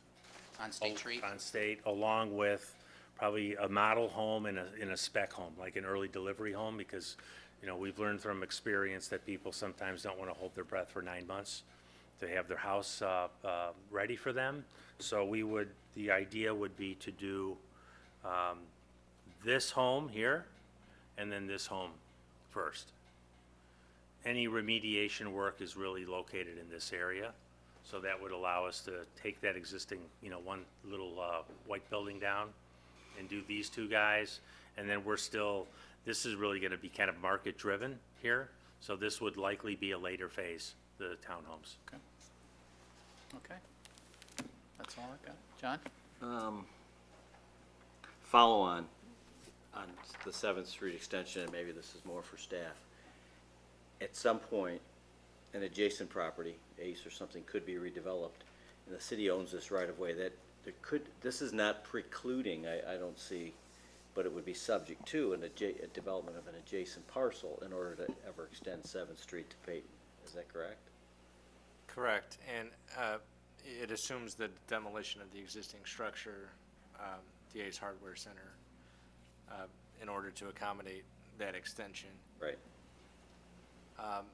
We've had some discussion at this commission level and then with the city council about the importance of that Seventh Right. Street connection, and I guess kind of the Cliff Notes version is that, a project of Marquette size really demanded Right. the extension and the signalized intersection at Seventh and State. Depending on what redevelops at the Ace Hardware Center, if and when, that might also be a trigger Right. point. And then how that ties into this Cetron Place will be something we'll have to work out then. And I would agree with that, yeah. Yeah, just in terms of access to get to State Street. Right. From anything that happens at the Ace site, so. Okay. And then one more follow-on point. Can you describe the ownership? Are you an owner at all, of Streetscape? We or are, you we a- are not You're involved. you're developing for a fee? We're developing develop- for a fee.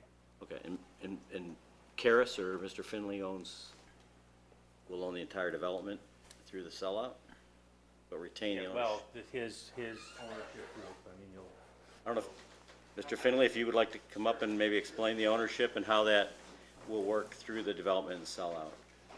Jake, state your name for the record. Jake Finley, 1932 Spring Valley Drive, Elburn, Illinois. So our plan all along was, to partner with John.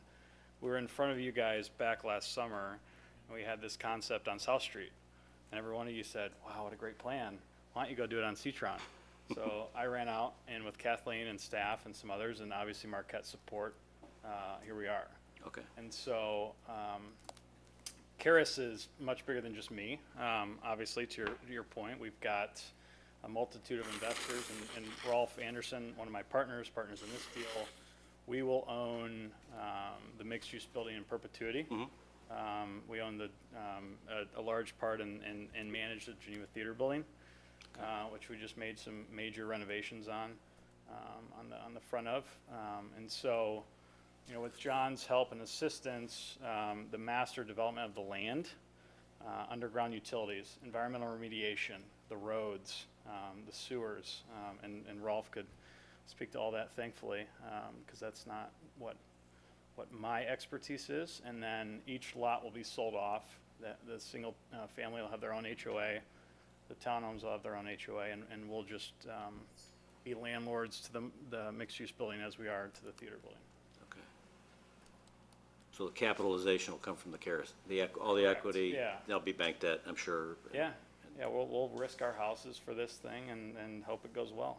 Okay, what other developments have you done? You've got the theater building. Is there anything else that we would know or in the Chicago area? Yeah, so funny enough, we did 3310 West Main Street in St. Charles. I was laughing earlier because Northwestern, we did really well on that because all the tenants left there because of the parking and came to our building in St. Charles. We recently bought and sold that. Which building is that? It's Peck and 64. The old it's Advocate. Oh, sure. Dr. Bush's old building. Northeast corner? Northeast corner, Okay, correct. right. Yep. We're working on about $68 million of industrial development right now across the country as well. So we're, in the last 4 years, we've done about $112 million of deals. And what's your role with the company? I started it. Okay. I manage it and have partners like Rolf and others in it. So you'll do everything. You'll find a fee developer, you'll find the equity, you'll find the debt, Yeah, find the exactly. opportunities. Yeah, thank you. Yep. I never would do this without John, and honestly, your guys' suggestion to go do it on this site. So we're excited about it. We've spent a ton of time, a ton of money to date, and you know, as we think it's a great plan. Okay. Well, thanks. That helps to understand that. Sure. Thank you. Any other questions at this time from the commission? All right, let's hear from the public. That was Charlie Kluter. Oh, he's already talked. Yeah, he was the Delnor guy. Okay, first one on here is Jamie Dwyer. I think I pronounced that right. My name's Jamie Dwyer. I live at 128 North 6th Street. I live right where that little square is on the bottom of the building. That's my garage on the bottom of that map over there. Basically, I've got a couple questions. The project itself, I am kind of excited about. We've been waiting for something to be built. This looks good. My questions and concerns are, first, about the height of the townhouses in particular, because they're 38-ish feet right now. Apparently, those telephone poles, as you go down the 7th Street extension, the gravel road, those, I guess, are about 43 feet tall, roughly. So these are going to be that height, correct? A little lower. And I guess my concern is that all of these elevations and everything are done on a straight plane, like everything is level. You're higher than 6th Street. So everything that you are projecting is much bigger from my view. And it's not only my view, it's 5th Street also. 6th, 5th. Everybody will be seeing pretty much a 40-foot tall shadow. So I guess my concern also is I just don't understand how you find that many people that have good knees to climb all those stairs. You're 3 stories tall. I'm a painter, and my concern is that it's a lot of stairs. Is there really that much of a need for something that tall? Could it be down? I know, Should I respond now, or? yeah, I mean, how do you, You can respond. Wanna Please do come to this? the podium. Sir, please come to the podium so we can hear you. The three-story townhome is kind of, the typical townhome, whether it was in Georgetown or, like some of the larger projects they have in and around downtown Geneva. They are 3 stories. They're not for everybody. Those with the weak knees, they're not going to go there. And, it's just kind of a lifestyle choice. So relative to the height, I think when you look at how we're breaking the scale down, it's not going to be, obtrusive, it's casting shadows. I think you got to really look at kind of, what's happening with the sun, the building to the, your neighbor to the north. There is a 3-story peak there. It's a pretty tall building. We didn't measure that exactly, but, that's darn close to, our 3-story height, the peak of his roof. And I recognize that, the Peyton is sloping down, for sure, right? It's pretty dramatic how it's sloping down, but, we don't think it's gonna be, but that's me saying that. And I respect the fact that you've been there and, it's your house. Okay. It's your backyard, not ours. okay, one of the other concerns that I have is that now that we know that's higher than the rest, the water runoff, you said that you will not have any water runoff. Being that you're taller, you're at a higher elevation than everybody else on Sixth Street, what exactly are you going to do? Is your parking lot going to be flush and then you have a retaining wall? How tall is the retaining wall going to be? How much higher is that parking lot going to be than the rest? My concerns are based on 30 years of experience having the gravel from 7th Street wash down into my yard. Same thing with the rest of the houses on 6th Street. It's not major, but it happens 2 or 3 times a year where there is water running off, and I'm kind of concerned at how you're going to handle it. So, as I mentioned, we retained WT Engineering. All site water will be retained and on the site. So we are not sloping, like the private alley adjacent you into Peyton Street at all. There'll be inboard drainage. It'll be sloped to inboard drains, storm sewers. That water will be retained in a retention system, and all of that has to be approved and reviewed by village staff and also other authorities within the county for storm water management. So we're not going to be, it's going to be improving the situation. If you're saying that, gravel runs off of that parking lot now, that's not going to be happening when we have a completed project. Do you have any details on the retaining wall yet? There's darn near complete engineering drawings that I'm sure are public. Paul, would that be available to Jamie to look at? If you've submitted those to us, yes. Yes. Yeah, we've submitted, they're called preliminary engineering drawings, but they're awfully close to final as they exist now. They should be available online, so, and if not, we'll get you. Yeah, they're not online. If we haven't. Okay, the other question is kind of hypothetical, but since this is the planning commission, I notice you've got the bicycle path and 2 driveways dumping into Peyton Street. I also know that every morning and also about noon, Peyton Street usually has semis there because the loading dock for Burgess Norton is there. Also, there's no place to go if you go down the bicycle path because as the alley stands north of this project, it's kind of dangerous. And I was wondering, does the city have any plans for improvement on any of that? Or is this just is this going to be the development and then everybody gets dumped onto Peyton Street and they can't go any further? It is shown in the city's bikeway implementation plan to finish the connection of the bike path Okay. from Peyton then to Stevens, and then there's the existing gravel path now at Stevens that goes behind Wheeler Park. Right, but right now, We're in discussions to work with the Park District trying to get that paved. in how the old near is that future. plan? I think it's over 10 years old. Yeah. But it's an objective of the city, but it all Okay. comes down. It's fine, just so long as you all take a look at what it looks like now behind Burgess Norton, is that if the bicycles do come off that bicycle path and you've got a group of kids, there's gonna be a crash, because they can't ride down that area. So I was wondering if there's anything definite about bicycle path or an improvement on that alley. At this time, there's not a definite, Okay, thank you, that's really all I had to add to this. Okay, thank you.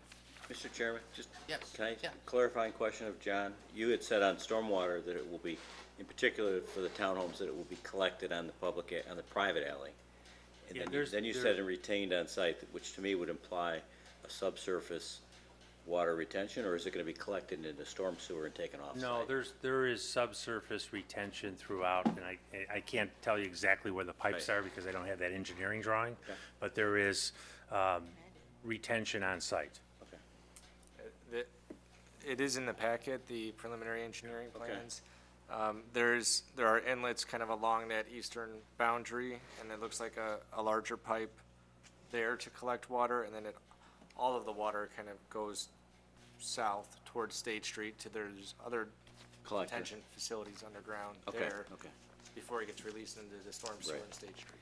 You're looking at C 5.0. Right, C Fine. 5.0 to 5.2, Got it. kind of show you that. Okay, thank you. Okay. All right, very good. Next person is Jody Henninger? I'm sorry, I Jody can't pronounce. Henninger? Henninger? Is that what, No? The address is 2300 Cabot Drive. She was with Lime? the hospital. Oh, okay. Oh, okay. Colin Campbell? My name is Colin Campbell, 18 South Sixth Street. We are not immediately adjacent to the site, but we have been deeply involved in the community reaction to various plans which have come up. And I was mentioning before, the last time we got this far, I think we were at FONA, and we had a few more people there, maybe 150 or so, and all of them said no. But a couple of thoughts about this. The site is going to be developed, and it will be developed commercially. The city is not about to take it over for any reason. And this is the third plan, I think, that we have had proposed, and each plan tends to get better. And my thought was if we wait till the 8th or 10th plan, we would really have something unbelievable. But I think that this would be worth settling for. If it would help the gentleman who spoke before, we live right behind the 3-story townhome development Chodine put on 7th Street that's right next to, just south of the Cocoa Bean. And we were very concerned when that went up because they'd be looking down into our backyard. We have not found it to be a problem at all. We're perfectly fine with it. Our fears were not realized there. But the other thing is I kind of like the idea of having local people involved in this project. I think they care a little bit more and will be a little more careful. So I can't speak for all of the group that we put together to protest the Marquette development, but those that I have spoken to say that they are pretty much in favor of this one, so that may help you. Okay, thank you. Okay, I don't have anybody else on the roster. Does anyone else care to speak on this matter? Nope? Okay, very good. Yes, Fred? Have you seen the 2 letters that were given today on the dais? Have you reviewed those? or Yes, sir. Seen both of them? Yes, sir. And any response to what the 2 Well, residents had? The 1-4 was, you know, I met with Michael earlier this week, and he was very, very kind to offer to write that letter. So I think he was in favor of this, and that was the 1-pager. And as far as the 3-pager goes, we concur that the that the commercial building could be much better, and we're going forward on that basis, you know, so we're gonna continue to refine the design. I think a lot of the things that that gentleman who lives on Richard Street brought up are things we're gonna be addressing as we move down the road. So then I have a question for staff. With, you know, there seems to be a lot of talk about the retail building with the apartments on top. Does the final elevations, as far as materials, have to go before the HPC? They do, because this is a preliminary PUD approval, so final PUD will require, well, actually, I'm sorry, in the mixed-use building, it is not, because that's not within the historic district. On the townhomes, it would, because that's the only portion that's in the historic district. Okay. But the final PUD would come back before this commission for a recommendation to the city council, and the council will ultimately have final approval. All right. So if there's any direction that the commission would like to provide on those elevations, I think this would be an opportune time to do that. You know, just kind of general parameters. Yeah, I think the only thing I would have to add on it was that it's kind of a western gateway to the downtown, so there may be something that happens on Anderson at that corner, but the bank is a nice gateway on that side. And on the north side, it would be nice to have some kind of architectural treatment that shows that, you know, you're entering the downtown kind of area, kind of announcing that it's transitioning from the residential into the commercial. Okay. And then obviously, if you have some active outdoor spaces, that would be a wonderful thing to have. Probably not facing State Street because there's too much traffic on it, but if you could do something off to the side like you've got on there, it'd probably be a nice little area. Anybody else? The only other thing I would also add in terms of, I kind of understand where the Historic Preservation Commission is coming from in terms of the height of these townhomes. The ones on 4th Street, I wanted reduced a little bit, and just, I think 2 or 3 feet would make a major difference. They're just too tall, given their context in the neighborhood. They're beautiful buildings, but they're just too tall. So these 3-story townhomes that we have these constant things coming in where 35 feet's probably about right, but we're always getting 38, 40s. And again, the total bulk of the building is a problem in the historic district, just because it's so out of scale.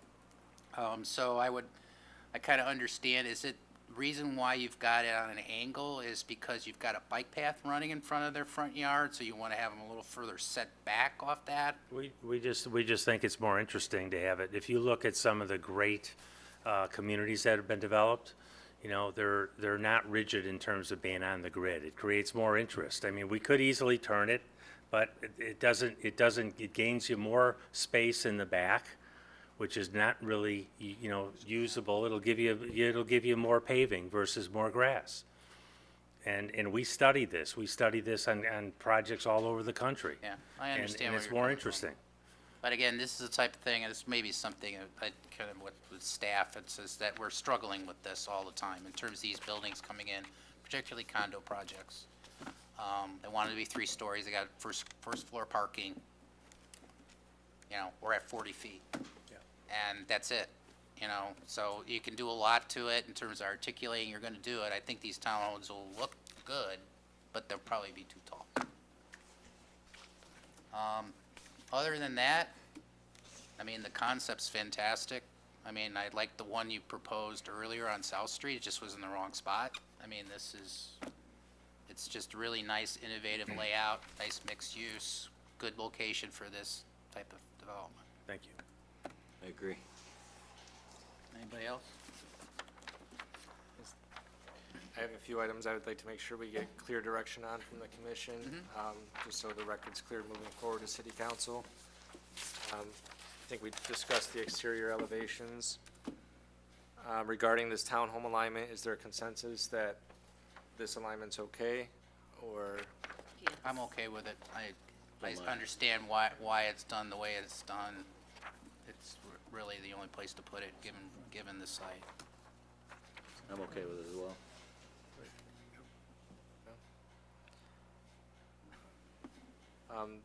We just discussed the height a little bit, the maximum height being 38 feet. I think the direction would be to reduce it as much as possible, and I'd like to see something come back that was a little bit lower. If they came back and it was 36, it'd be 36, 35, it'd be nice. I would be very happy. What the commission's recommending on tonight are the development parameters. So if the desire is to not allow it to be more than 36 or 37. Well, I'd be interested what other commissioners have to say about it. Didn't we have this same issue on Park Place? And they went back and changed some of the roof slopes and They everything did. else, and they worked pretty efficiently towards, And they're at 38.2, I think. Right. So they're over the 38-foot mark. 7th Street Townhomes, I think, is at 39 at their peak, or maybe 39 and some change Right. at their peak. and 4th Street. 4th Street was at 35, Really? yeah. Wow. You know, you look at Fourth Street, Fourth and Campbell.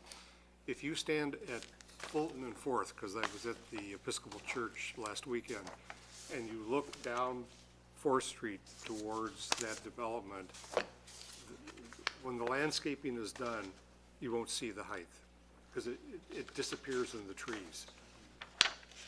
Just an observation. Yeah.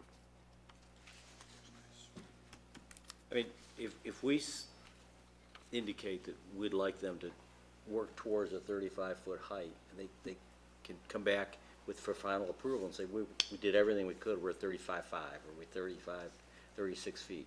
At least it shows some, that's what you're saying, right? We can set a target, and we can consider thoughtfully when it comes back for final approval. But the absolute maximum being 38, are we comfortable with that number? Well, I don't think it goes up from here. No, it definitely does not go up. If I may, it went down, we were at 40, it came down to 38. Right. And this is really driven by, not because, gee, we want a tall building. Right. It's driven by what's going on in the interiors. Right. You know, the understand. market is demanding at least a 9-foot ceiling. Right. You know, ideally even a little more on the first floor. And when you look at structure, and keeping it a wood frame building, which is in the context of the neighborhood, it just drives that extra. It's not because, gee, we want it to be high. No, I It's- understand. It's a kind of a We're on that- practical matter. Like I said, I understand the design parameters that are involved in the decision, and that's why we consistently see it. Yeah. It's just getting it in, this is on the edge of the historic district, so it's not as, Fourth and Gamble is a different animal. Right. I was not happy with that. Could one, I but suggest a anyway. max of 38, and we'll try to get down to 36? I'm fine Yeah, with it. I'm fine with that. Again, we'll Given do our its very best to context. do that without it being at the expense of, I'm sorry. Yeah, I'd be fine with that. I don't know what the rest of the commission thinks. We'll probably ask you to defend that 2 feet when you come back, or that foot. We'll be ready. Well, you'll have more detailed floor plans. Yes, Right. absolutely. Right. In a section. And we'll have more to work with, and Yes. give you some renderings on where it looks in context. I mean, okay. Anybody else have anything else on it? And a few more items. Oh, I'm sorry, I just wanted to Yeah. make sure, I just want to make sure we got all the things on the Yeah. table, so if there's any other outstanding issues. Okay, so there aren't any? Okay. Okay. I think the applicant agreed that they would be willing to restrict Lot 10, that is the one closest to Richard Street, to a 2-story building. That's good. So that, Yep, I have that written 28 already. discuss that.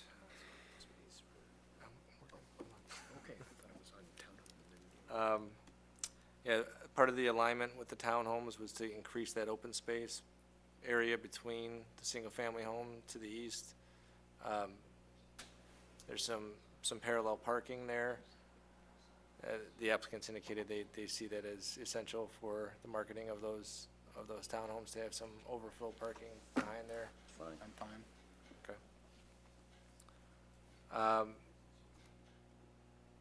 The accessory dwelling units, staff recommended a condition that they only be allowed on lots that provide more than 2 parking spaces.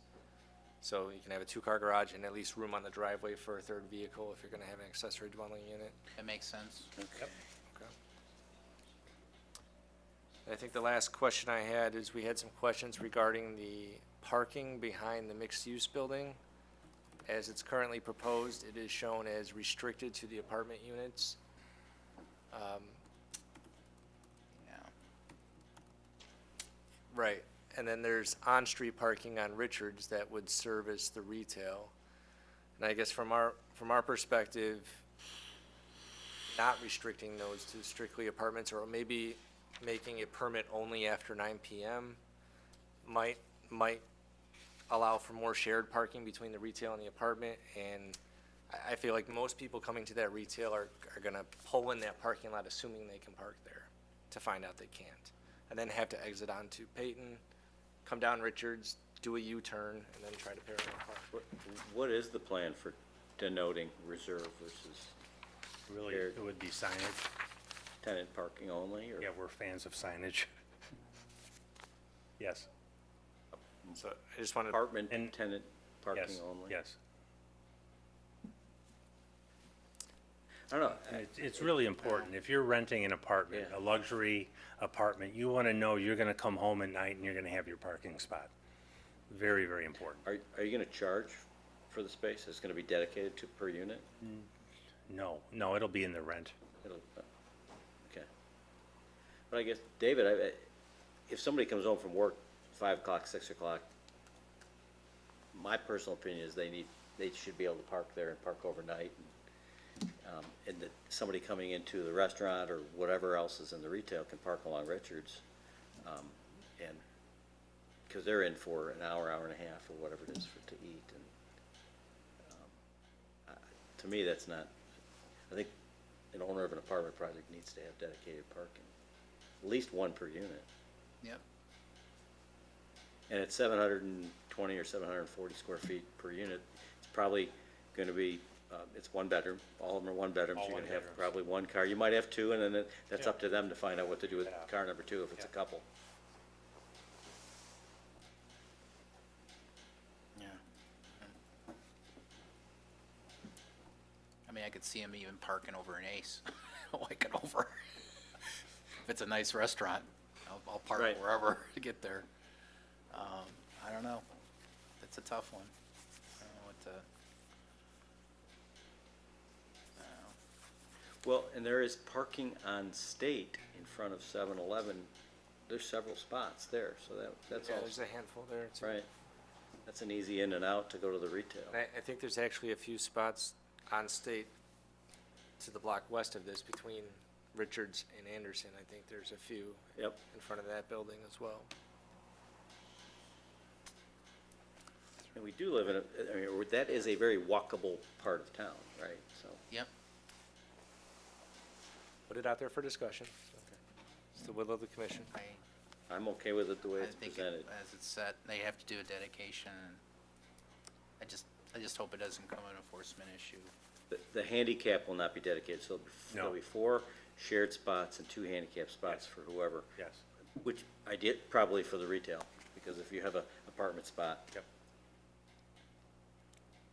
I guess that will be, if you have a tenant in your apartment that needs a handicap spot, you'll then have to toy with, do we dedicate one of those for a tenant? Right, maybe one of those reserved 10s becomes a shared, we can work that out. Right. Yeah, so With the the resident. the shared is for the commercial, it's available Right. for commercial. Yes. Heat parking. Right. Yes.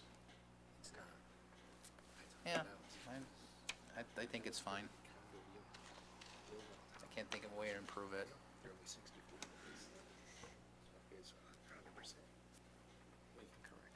Okay. That was a misunderstanding. Anything else, Dave? I think with that direction, I think we have our questions Marching answered. orders. Do we want to close the public hearing at this point? Or is there more discussion?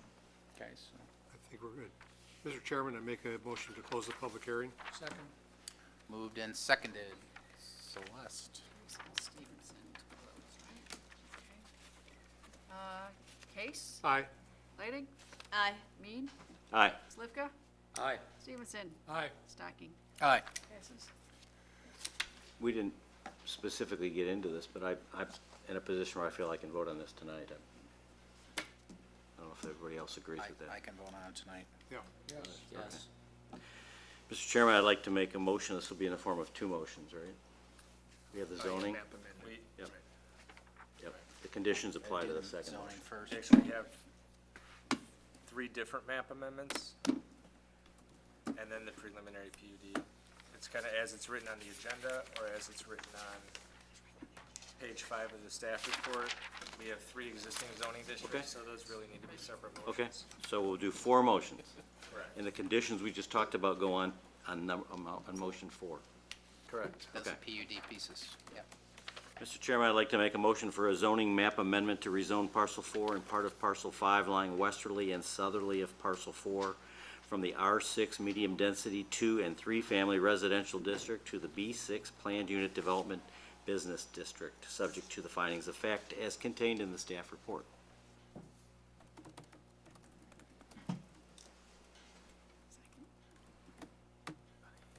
Second? I'll second. Thank you. Moved and seconded, Celeste. Okay, Case. Aye. Lighting, Aye. Mead, Aye. Slivka, Aye. Stevenson, Aye. Stocking. Aye. Passes.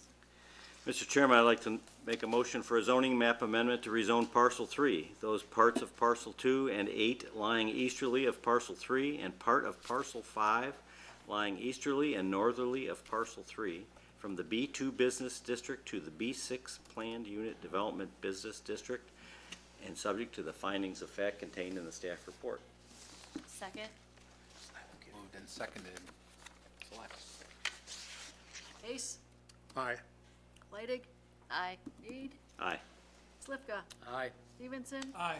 Stocking. Aye. Mr. Chairman, I'd like to make a motion for a zoning map amendment to rezone parcels 1, 2, 6, 7, and 8, except for those parts of parcel 2 and 8 lying easterly of parcel 3, from the I-2 General Industrial District to the B6 Planned Unit Development Business District and subject to the findings of fact as contained in the staff report. Second? Moved and seconded, Celeste. Case, Aye. Lighting, Aye. Mead, Aye. Slivka, Aye. Stevenson, Aye. Stocking. Aye. Passes. Mr. Chairman, Final. Mr. Chairman, I'd like to make a motion for a preliminary planned unit development plan approval under the B6 Business District for the subject property, including a 6-unit townhome building with a shared courtyard area, 16 single-family homes with a shared courtyard area, a 3-story mixed-use building containing 5,450 square feet of retail space and 20 apartments, associated on-street and off-street parking spaces, and the construction of a bike path along the eastern boundary of the property connecting West State Street to Peyton Street, subject to the findings of fact contained in the staff report, and further subject to the following conditions. Number 1, prior to preliminary plan approval, the applicant shall delineate on a site plan areas that can reasonably be expected to or which contain contaminated soils or materials or underground storage tanks. Number 2, school district and park district contributions shall be finalized and paid at the time of the final plat. Number 3, final PUD approval shall be submitted within 2 years of preliminary plan approval. Number 4, final PUD plan shall be in substantial conformance with the preliminary PUD plans. Deviations other than those that are minor or technical in nature shall require reconsideration of the preliminary PUD plans. Number 5, restrict the single-family lot parallel and closest to Richard Street, Lot 10, to a 2-story home. Number 6, the maximum height for the townhomes shall be 38 feet with a goal to deliver for the final PUD a reduced height to 36 feet. And number 7, the ADUs will only be allowed on lots with at least 3 parking spaces located on site. Second? Very good. Moved and seconded, Celeste. Okay. Case, Aye. Lighting, Aye. Mead, Aye. Slivka, Aye. Stevenson, Aye. Stocking. Aye. All right, thank you very much. Thank you. Appreciate it. Great job. There's that. Do you want the conditions as well? It's my writing.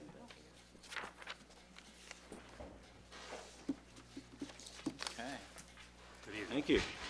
Thank you very much. You want to know which, it's targeted to go to April 23rd. April 23rd, okay. Council?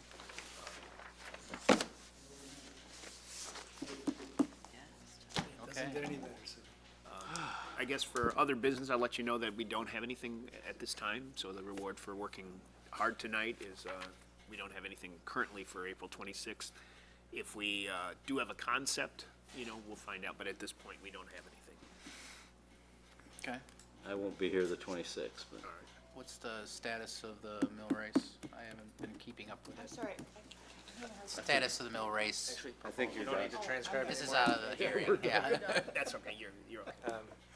The The, historic preservation or award or whatever designation. What is it again? It's a Designation? nomination Nomination. For a historic Thank you. landmark designation.